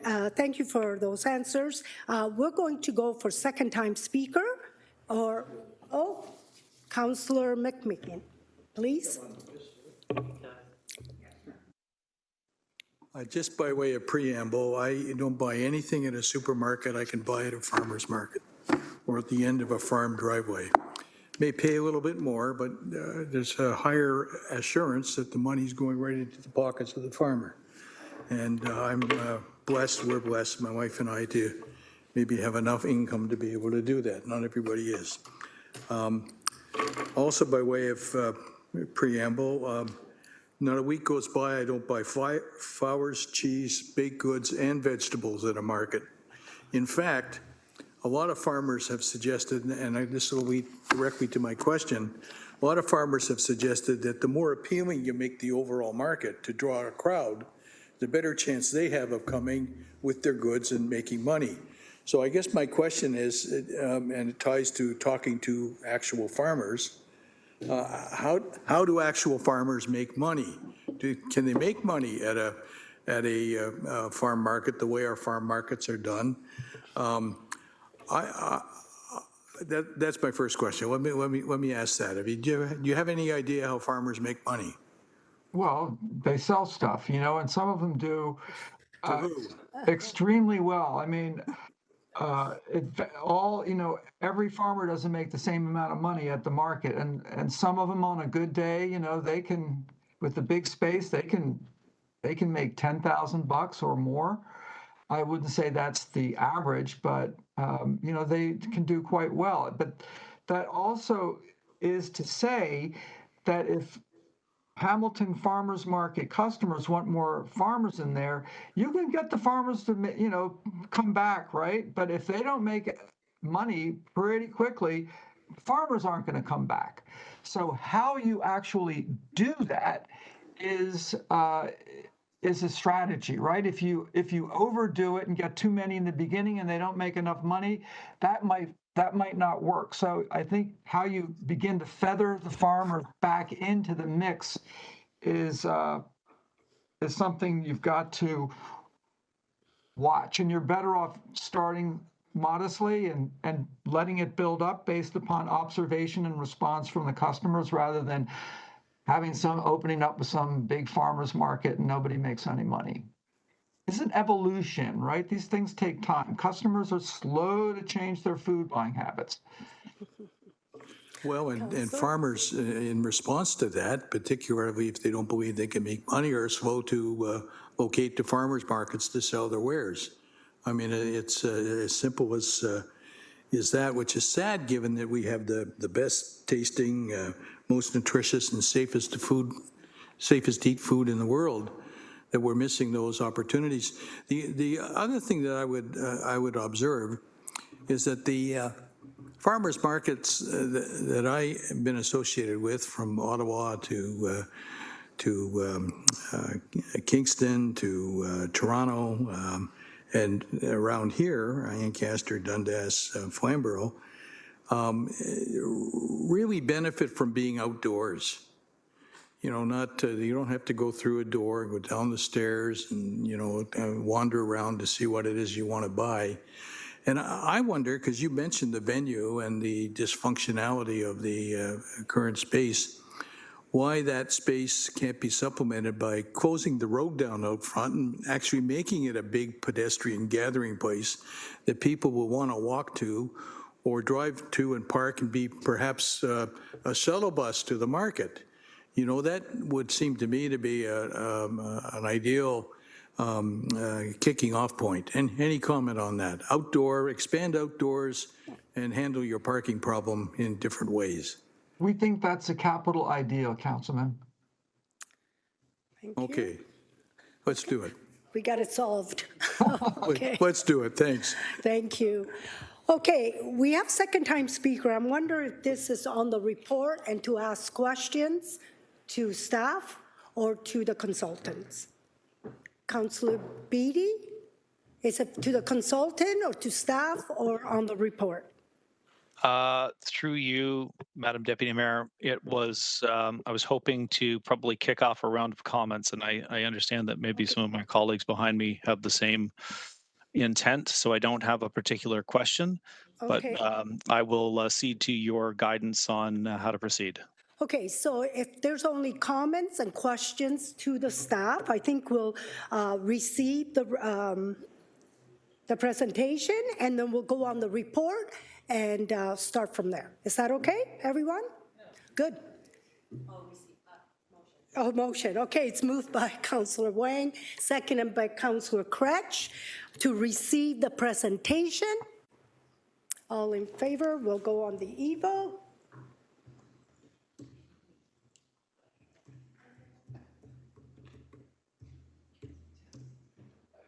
Okay, I have to.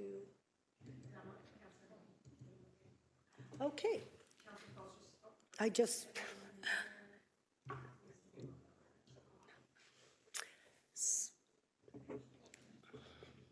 That's great, and it carries 13-0. Okay, now we're going to go on the report. We're going to have a move and a second or first, and then we'll put everyone on the comment. Councillor Beatty to move it, and Councillor Kretsch to second it. Okay, so is there any now discussion on the report or ask questions to staff? Okay, the first one is this the new list here? Councillor Beatty. Okay, Councillor Beatty's first. Go ahead. Thank you, Madam Deputy Mayor. And through you, minor comments. There's not a lot of institutions within the city of Hamilton that are 185 years old. Right. And I try to look at this through that lens. This is an institution. For context to my colleagues and those watching, during COVID, I had the opportunity to read through some of our family archives on my grandmother's side of the family. They lived out in the Waterdown area in Carlisle, and we came to discover that they were market stallholders back in the turn of the last century in the early 1900s. And there were detailed journal entries about bringing their wares from the farm and at Carlisle down using a variety of horse-drawn buggies, taking the train at one point to the Hunter Street station, and eventually using an old Model T Ford converted into a small truck to bring their wares to market and to earn their living. That's how they survived. my connection with markets, I guess, started before I knew it because I only came to learn this recently. I was a market stall holder myself through my business at a small market in the Winona area pre-COVID. And the market itself in Hamilton, I've been frequently and bringing my children to for the better part of a decade. I think that this is an important institution. I'm very thankful that this report has come forward, and I'm basically basing the convergence of this report and a report that we recently received on the importance of the agriculture industry within the city of Hamilton. It is a $1.3 billion industry. And I see that part of the opportunity that we have here is to affirm, first and foremost, that this council affirm that the market as an institution within the city of Hamilton is important, that we're going to support it, and that we use this as an opportunity to highlight our $1.3 billion agriculture industry. I know there's other components to it. We've identified that there are struggles in having registered agriculturalists, farmers attend the market itself, but there are other components here that I think will help to bolster that. There's a lot of different options, road closures, integration with upcoming city projects, the Hamilton City Center project, integration with Jackson Square, better utilization of space that we have. I'm very keen to try to move forward and see how we can facilitate the rebirth and continuance of this really important institution. So that's my soapbox. I'll get down off it, Madam Deputy Mayor, and thank you. And I look forward to a robust conversation and some forward momentum on this. Thank you, Councillor, for sharing your story and your experience, and I really appreciate that. Thank you. Councillor Kretsch. Thanks. Also want to make some comments, and I'll be brief. I get that we've got really big feelings about the market, and I think it's partly because of the way that we've understood this as an asset. It's an asset.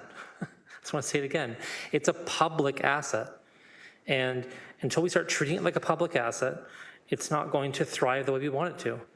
We keep asking the market to come here, cap in hand, year after year, in this kind of embarrassing, almost sheepish way, like, oh, we need support to be able to do this thing. Yeah, that's how public assets work. And so we need to be able to do that. As a new chair of the Hamilton Farmers Market Board, I've had a chance to wade through some of the historical surveys and consultants' reports, and I've had a chance to talk to, I think at this point, probably every vendor there, sometimes more than once, and no one thinks that this is working the way it should be. I'm yet to meet a person who's like, this is just great and functioning the way it should. And so I really appreciate the consultants who shared the language of dysfunctionality of the market space.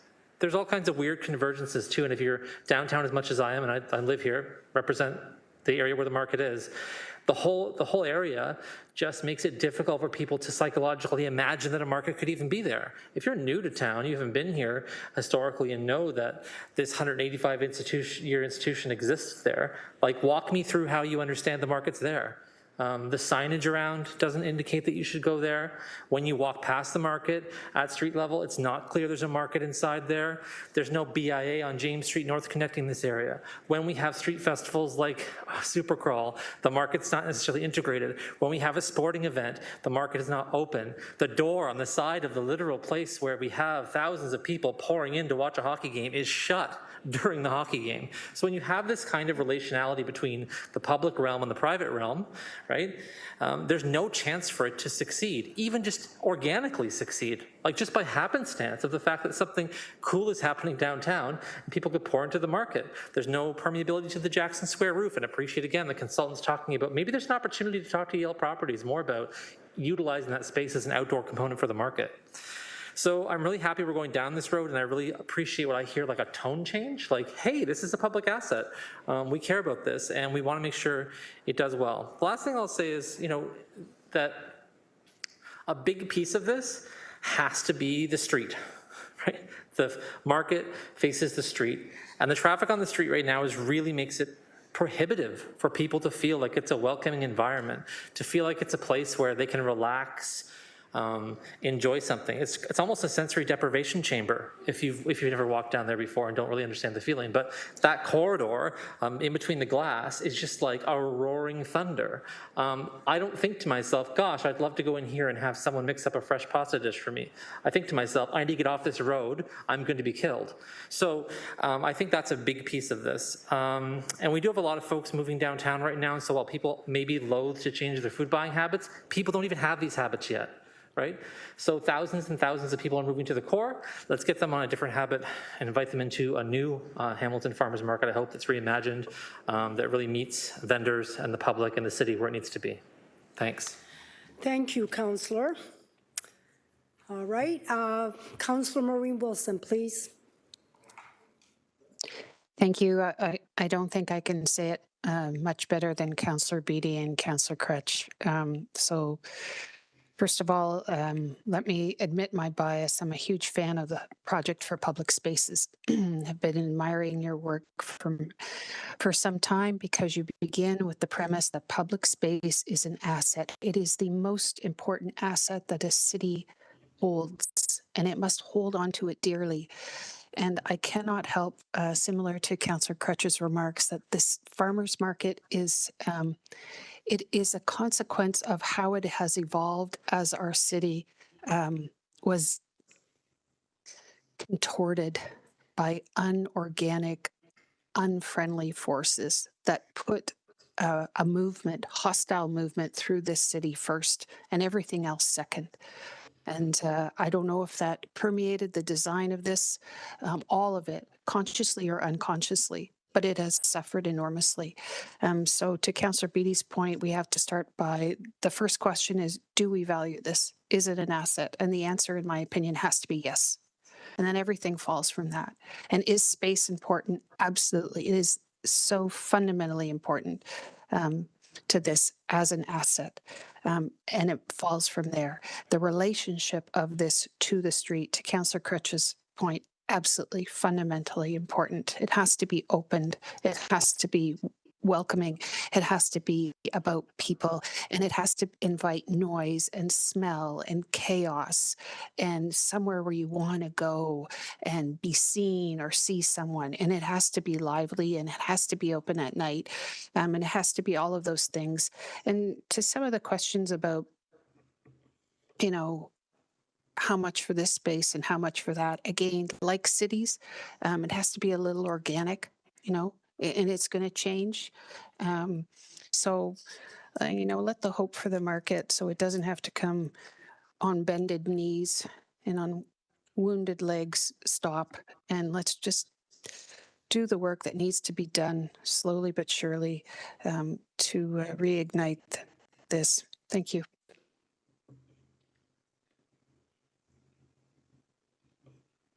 Thank you. Thank you for that, Councillor. Councillor Clark. Thank you, Deputy Mayor. The one thing that jumped out at me, and I acknowledge that we're waiting for the governance report to come back, so that may assist us in a number of ways. But it was clear to me, listening to all the comments this morning and reading through the documentation, that the next 10 years, perhaps 15 years, is not going to be good for the market. Mm-hmm. There is huge construction coming all around. It is going to block access, or at the very least, Deputy Mayor, impede access to the market. And it's been my experience with municipal construction on the roads and businesses that it really truly hurts those businesses dramatically, and sometimes they don't recover. So my hope is that we can find an ideal local temporary location for the market so that we can build up that market customer base. Last night when I was going through the documents, I had this vision of it being down near the waterfront, down near the Discovery Center or in the Discovery Center with openings outside of it. That's an asset that we already own that sits empty, as it's basically the world's largest closet right now. But we spent an awful lot of money with the federal government to set up that facility. I'm hoping that our staff are looking for those temporary locations, because if it is the intent to leave the market as it is during the construction phase, I fear we're going to lose more vendors. And then it's a downhill roll to the elimination of the market, and I don't think any of us want that. So it's important that we find a location for the next few years so that it can operate out of. Or at the very least, if we can't do that, find a transportation plan that enables customers to get to this location. I'm equally concerned, similar to Councillor Beattie. I've sat on the Ag and Rural Affairs Committee for 12 years. It has been a part of my political life for 16 years in terms of the agricultural community. The agricultural community has changed dramatically. There are not a lot of family farms left in this local area. There are a lot of family farms that are now cash crop farms that purchase lands from others and they're leasing lands from others. But we're seeing more and more, I don't want to use the term industrial farming because it connotates another matter, but we're seeing, like the farmer up in Flamborough, where Councillor McMeekin is, Mr. Singh's operation for English cucumbers, completely hydroponic. It is now operating 24/7 throughout the entire year. And the amount of water they use is minuscule. So we're seeing that type of adaptation in our farm community. But if we don't make it easy for the rural farmers to participate in the Hamilton Farmers Market, then they're not going to participate. They are very busy. We, as urban folks, don't truly understand the pressures that the farmers face and how much work goes on in a farm. And I dare say no one around this table would want to farm and do the work that those farmers are doing. It is heavy duty work. And again, 24/7, it doesn't stop. So we need to somehow reach out to those farmers to have that consultation and dialogue. I'm disappointed that the consultation that occurred did not reach out to the Ag and Rural Affairs Committee, that did not reach out to the Hamilton agricultural community to find out why they don't want to participate in the farmers market. We need to do that work. So I'm hoping our staff are cognizant of that and can make that done. I want to do whatever can make the farmers market thrive, not simply survive. And we need to find the ways to make it a permanent, thriving market.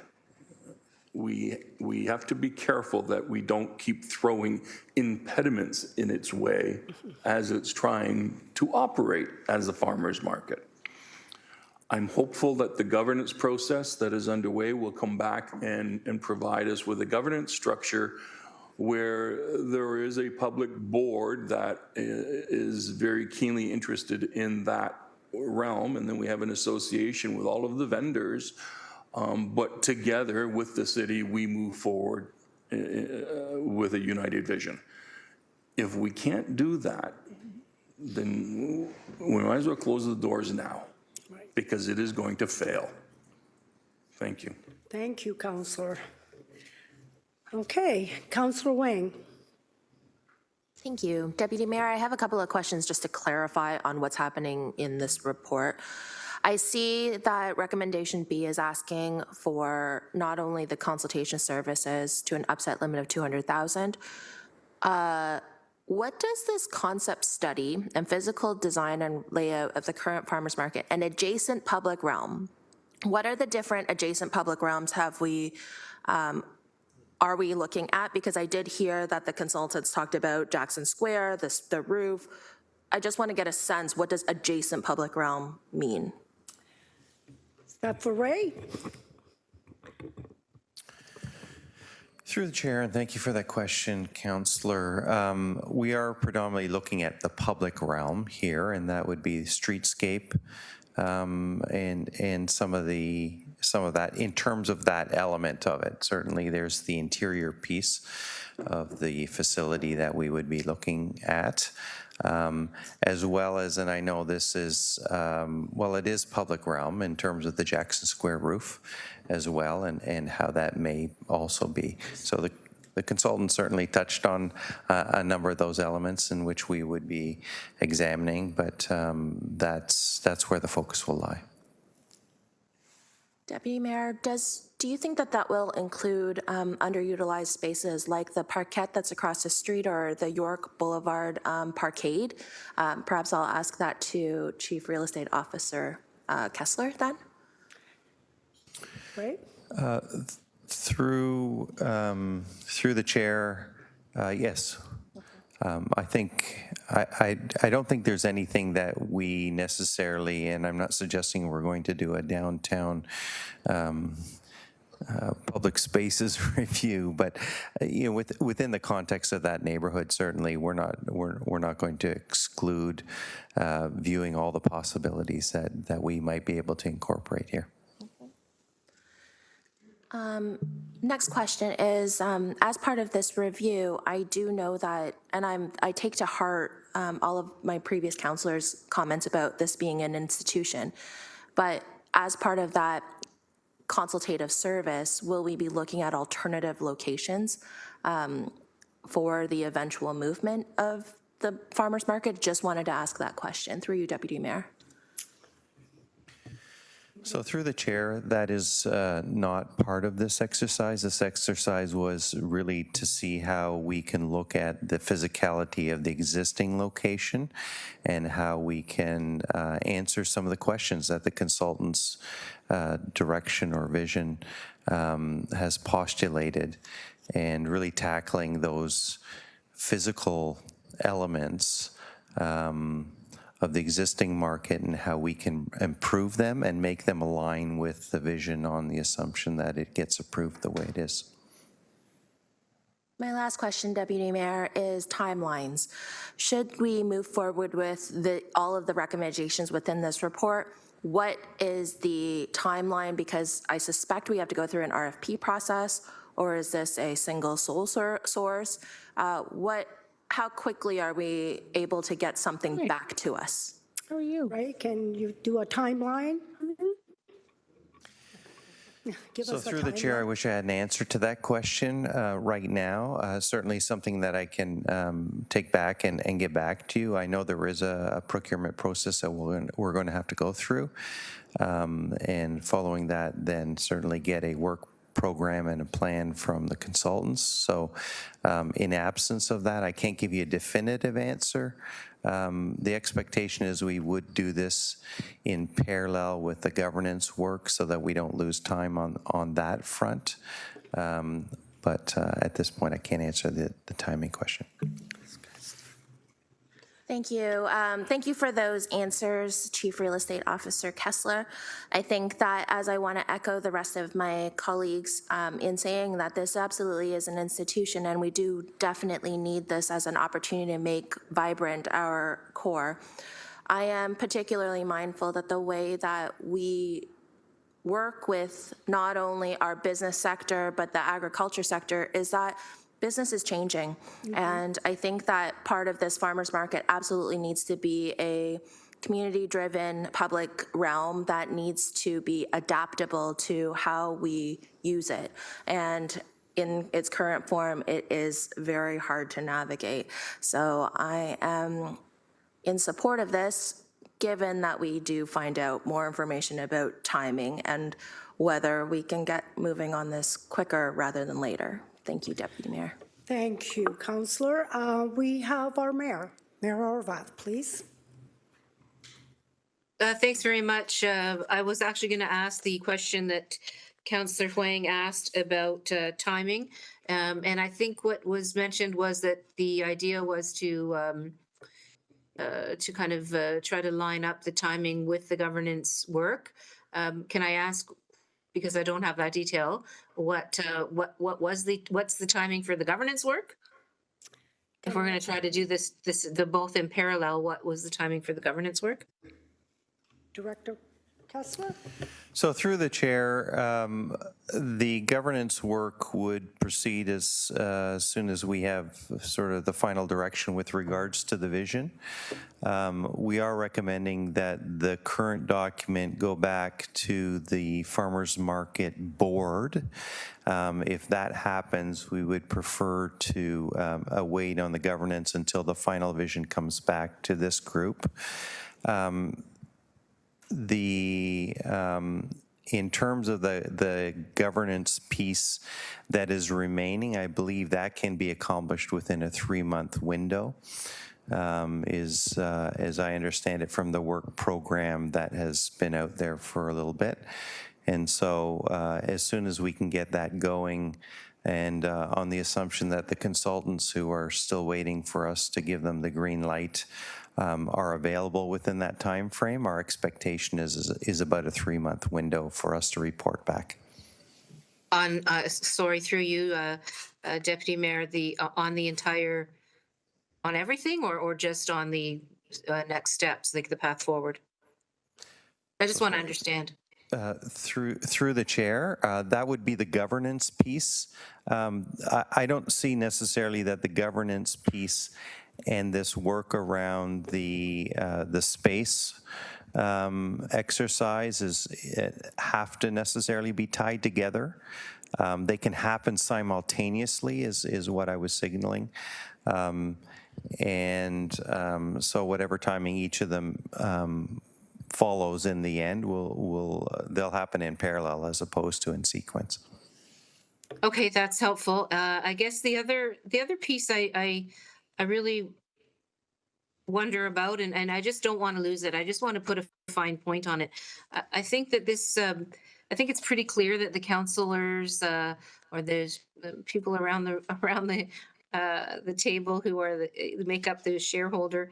I think that it's pretty clear that there's a real desire to do something significant, positive, and that's going to realize some of the really amazing opportunity that I think we all believe the market has, especially at this moment in time, which is quite different from other moments in time in terms of people, more people coming into the downtown, more people living in the downtown, more people able to be a customer base, if you will. And so there's kind of two pieces I don't want to lose sight of. And one is, and I think all of the things that the councillors have been saying are remarkable and wonderful around the public realm, around what the market means, what it is in terms of an historic cultural institution for our city, et cetera, et cetera. So I'm all in and have been always.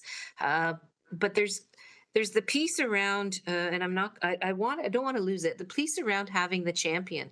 I think impresario was the word that was used as well during the report. But I mean, this is one of those things where, if we don't have somebody passionate that's at the reins pushing this along or moving it along, it'll be done off the side of somebody's desk. And this is not in any way to suggest that we don't have fantastic staff that are able to and willing to do that work. But if we want to change the trajectory of the market, we maybe need to change the way that we provide the leadership for the next phases that we need to see. So I really don't want to lose that. I also hearken I'm thinking about the conversation around creating the buzz and making sure people know, and going back to the fact that there are literally thousands of people. I think it was Councillor Kretsch mentioned that, or one of the councillors mentioned that, thousands of people moving into the downtown. And back in the day, many years ago, there used to be a program called the Welcome Wagon, where new people moving into a community would receive like a little package with all of the cool things that were happening in the city, maybe some little incentives or such to connect people to the businesses that are operating in the community. I know that doesn't exist anymore, but I guess what I'm thinking of is, we need, if we're serious about connecting the new people who are coming into the downtown or coming into the area, the thousands that we speak of, it's a great opportunity to maybe actually provide them with, I don't know, something, ask the people who are renting up those units, ask the people, those corporations, that's another partnership, if you will, the corporations that are selling the condos, to include information or something about the market. These are operational ideas, but I really do believe that there are lots of little pieces that have been discussed, and I just don't want to see us kind of do the same old in terms of how we approach this. So I just wanted to put that out there. I'm supportive of the report, but I don't want to lose some of the detail, even though that's not necessarily our job as councillors. I think it is our job to provide that that expectation. And so on that, I want to say thank you to all involved, and I'm looking forward to not only the short term, kind of how do we protect or create space for the market during the upheaval, but also what we commit to in terms of the next iteration of our Hamilton Farmers Market. Thank you. Thank you, Mayor. Time. If you wish. I just want to make a comment and then ask a question to Director Kessler. First of all, I am glad we're turning the page. The last 4 years, we've been on one page only, and now we have turned the page.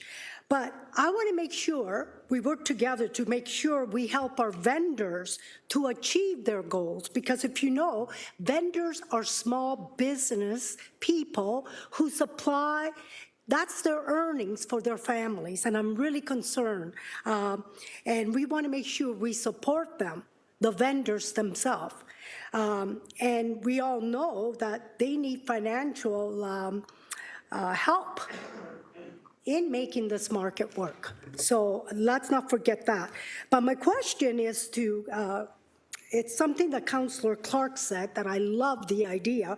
Are we planning on moving somewhere outside, if it's Pier 8 or wherever? I was just at Pier 8. I love it there. Just in the next 10 years, mentioned 10 to 15 years, I don't know how long it will take, but we're in a growing spurt. Things are happening downtown, buildings, LRT. Everybody knows the precinct, there's all things happening. Are we willing to look at where we could move the market in these times? Because we don't want to lose. It's one thing to say, yeah, it's great, our market. It's another thing for a vendor who has a family trying to support themselves, going there and not making a living. And you know how hard it is to make a living at the market. Believe it or not, I used to go to Kitchener-Waterloo Market, and I used to sell my painted shirt. I used to paint shirts and sell them, and it was exciting. But I wasn't supporting my family then. It was just a fun thing. But people at the Hamilton Farmers Market, they're supporting families. Remember that. Remember that. Sure, it's great to have public spaces. We need them. I love that. But make sure we support the vendor themselves. That's what the last 4 years that I was with them, talking to them all, that's what they were telling me. They're going home with hardly any money. I had one vendor told me the whole day she sold $42. The whole day. Can you imagine that? So we got to make sure Yes, our vision is big, and I'm glad. I'm glad for all the new counselor, the new mayor, thank you. I'm glad our vision, what it is, to make it grow, to make it vibrant in downtown, but let's think of the vendors. So Ray, I ask you again, is there a plan on moving while we build our downtown, the market? Director Kessler. So through the chair, that wasn't part of the exercise that we were asked to undertake, and certainly what we have in front of us here is a report by the consultant based on their consultation and their many years of, I'll say, expertise and vision in the market space. It's about a vision. It's about the future of what the market can become, what we want the market to become. It doesn't address, while it gives us guidelines, it doesn't address the plan for implementation. And I think as hard as it is to come up with a common vision, the real challenge is going to be, how do we implement it? How do we arrive there? And so there's a lot of planning, I believe, that needs to go on coming out of the vision once it is approved, that we need to turn our mind to. And I think the consulting study that we're recommending in terms of addresses some of the physicality elements, but there are a lot of other elements that need to be addressed. The governance will address some of the maybe operational and governance related matters. But I dare say there's still a lot more that has to go on. If you look at the report, it's fairly thorough. The guidelines certainly articulate the key areas where we need to put some plans into place. I suspect the new Farmers Market Board of Directors will be rolling up their sleeves as well to try and put some meat on the bones, if you like. And so the question of whether we move or don't move as an interim measure was never ever on the plate.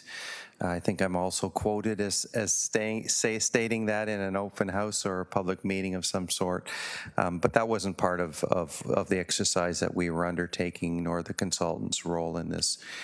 So I think those comments should address your question. They sure do it, but I hope we have a vision beyond, when we're building downtown. So thank you for the answer. And I see Councillor Clark. Clark, a second time, please. Thank you, Deputy Mayor. I would like to ask that Section B be severed so that we can have separate votes on that. I have concerns about the timing of the different processes that we have in play. In the ideal world, we would be looking at governance and resolving that issue, and then with the new governance structure, going through a mission, vision, strategy team work, and then through that going to your operationalization and your plan on how you want to proceed. We don't have the governance report back. I think it's premature to spend $200,000 on this study without having that operational study concluded and without having the vision concluded. It's premature. And I'm not saying, please no one throw darts at me and say, what are you doing? I'm not saying don't do it. I'm saying the timing is off. Because the governance structure, the visioning process will help inform this rebranding, reworking of the farmers market. So I wanted to put that on the table, and that's why I'm not voting for B. I'd also like to ask staff, the clarion call for me in this report, amongst a few, but the most important one that I saw was the warnings, the very clear warnings about the impediments to the market's business over the next, say, 10 years. So is our staff doing anything to consider and develop mitigations to assist the vendors during that time frame? Do we as a body here, the voting body, have to ask staff to do that? I'm trying to understand how, when HUPIG hits, when LRT hits, and all of the traffic mayhem's going to happen, and it will happen. Some days will be better than others. How are we going to be helping the vendors through that process? Exactly. You're absolutely right. Anybody. That's just gnawing at me all weekend long. It did, and I'd like to know if we have a mind to it. So Ray, would you like to answer that, or?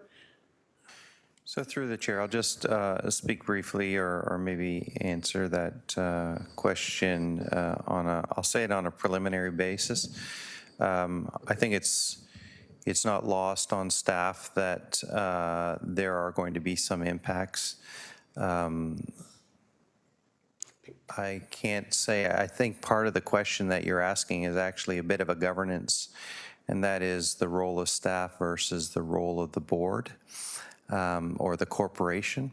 I think both have a role to play in terms of the impacts and how we address those impacts. At this point in time, we don't have any direction specifically from council with regards to how we tackle those questions. And I think some of those questions will be addressed through the governance review. So, Councillor. And that's my challenge with B. Yeah.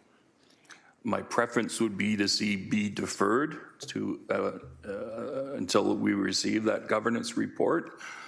And I don't know, and I pride myself on being the governance guy.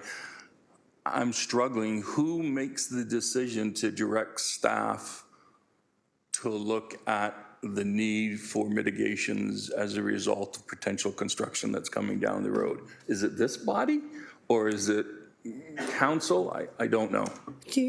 I don't know either, but I was happy wondering. to hear from any of my colleagues. Any thoughts? But I was wondering if we give direction as a council to look at that.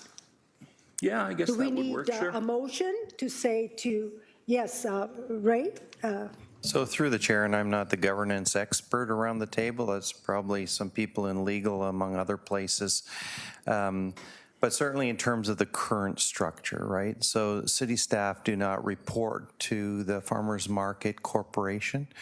Outside of those, like Bill, who is the market manager, and some of their staff are their city staff. From a governance perspective, though they are dedicated staff to the market. But city staff do not report to the Farmers Market Board of Directors. So in that context, if there was direction to be given to city staff, then certainly that would come from council or presumably this body. Right. So Deputy Mayor, can I hear from Councillor Cretch? Because he sits on the Farmers Market. Okay. Councillor? Yeah, maybe we could expedite this just briefly by, I think, adding to what you're saying. It was my intention all along to recommend this report that we got today to the market board. I think that they should just look at this report, look at the recommendation, consider it and bring a recommendation back as soon as they can about how to move forward. I think they're an integral partner to what's happening here. Yeah. And the just as Ray was talking about the governance issues, like the heartburn started to accelerate in my system, because like there's so many convoluted and complex overlapping frightening Venn diagram situations within the market's governance system. And so I think like making a decision absent having that review done, absent having input from the board itself, I think is kind of maybe slightly ahead. So I prefer just to not decide on this report in terms of making a decision to refer the whole report to the Hamilton Farmers Market Board for their consideration at the June meeting, and then have a recommendation report brought back as soon as they can with their recommendation for this body to consider. Deputy Mayor, I would be much more comfortable personally with what Councillor Cretch is suggesting. I think it's important that we try to get this cart going in the right direction and who's actually pulling the cart. Okay. And so if we sent it back to the board for their comments back to us by June, and in the meantime, we can have some offline conversations with staff about how are we going to mitigate this farmers market, this icon during all of this construction, because it could be disastrous if we don't do it carefully.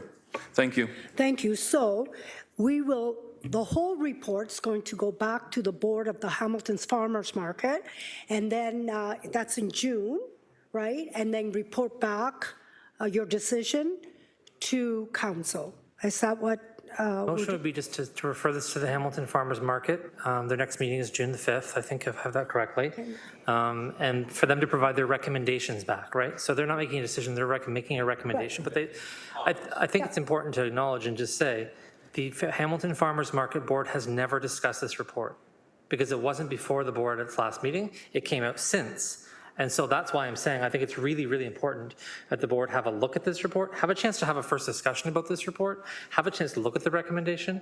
I think if we want to have a partnership in the current machine oil process, we have to kind of do it in that way, right? Okay. And just get their thoughts and feedback back to us. Just even if they say, sounds great, then like that's information we didn't have previously. Okay, so in order to do that, we just, do we have a motion? You're going to move it? Yeah. The motion, and so the motion is to, the whole report goes to the board of the Hamilton's Farmers Market with their comments and bring it back to council. Okay, so we'll have the motion by Councillor Clark or second by Councillor Kretsch, because he's on the board. And yes, Mayor Horwath. I just want clarification. Are we deferring or are we referring? Referring, sending it back. The whole report wasn't looked at. You know, I know what we're doing in terms of what we want to do, but is this a referral motion or a deferral motion? Angela, it's called referral. So it's a referral of the report to the board of the Hamilton's Farmers Market. Okay, and so just around the rules, is a referral motion can be made by somebody who's already debated it, or is it referral motion has no debate? The clerk is looking into it.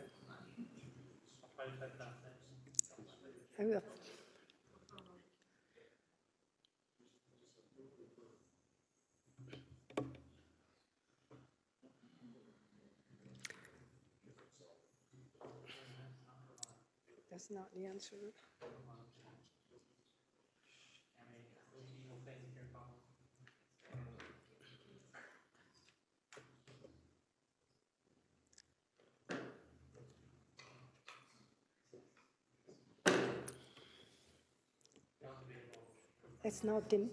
It's not referable? Okay. It's not debatable, so, and we did not debate it.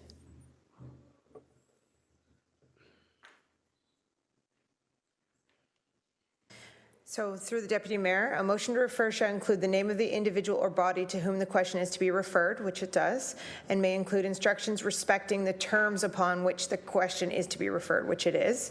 A motion to refer is not debatable except where instructions are included, in which case only the instructions shall be debatable. So I suppose the instructions of so I have as the motion that report PED 23049 respecting vision for the Hamilton Farmers Market be referred to the Hamilton Farmers Market Board of Directors for their consideration and to provide comments and recommendations to the sole voting member of the Hamilton's Farmers Market. Okay. So if that part of it wishes to be debated, it can, but not the referral itself. Okay. Do we have anyone that wants to debate that? I don't think we do, so. And it's who are the mover and seconder? Sorry, Chair. It's Councillor Kretsch, who's on the board, and Councillor Clark. Second it. Okay, no problem. Here we go then. Is that okay, Mayor? Is everybody okay with that? So does anybody want to see it on the screen, or is everything okay? Everything's good? We're going to go to the EVO to refer the whole report to the Hamilton's Farmers Market Board, okay? Everybody's clear? Thank you.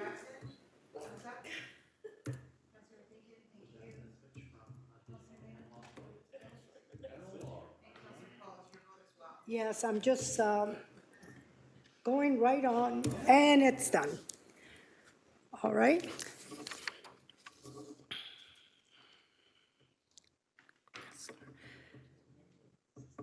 Thank to staff for being here, and for our consultant, thank you. All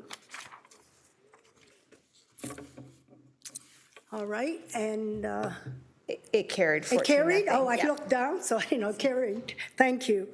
All right, so we're going to the, oh, guess what? Adjournment. Is everybody happy? Put two hands up. Thank you. Can I have a mover and a seconder? Councillor Spatafora, Councillor Nan, thank you. And we're going to adjourn. Thank you for your time. Have a great afternoon. Go and take a walk. It's beautiful out. Thank you. Everybody vote. Make sure you vote or you have to stay.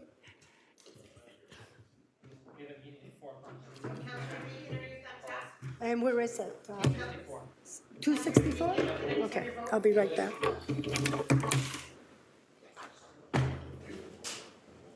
And that vote carried 14-0. Thank you.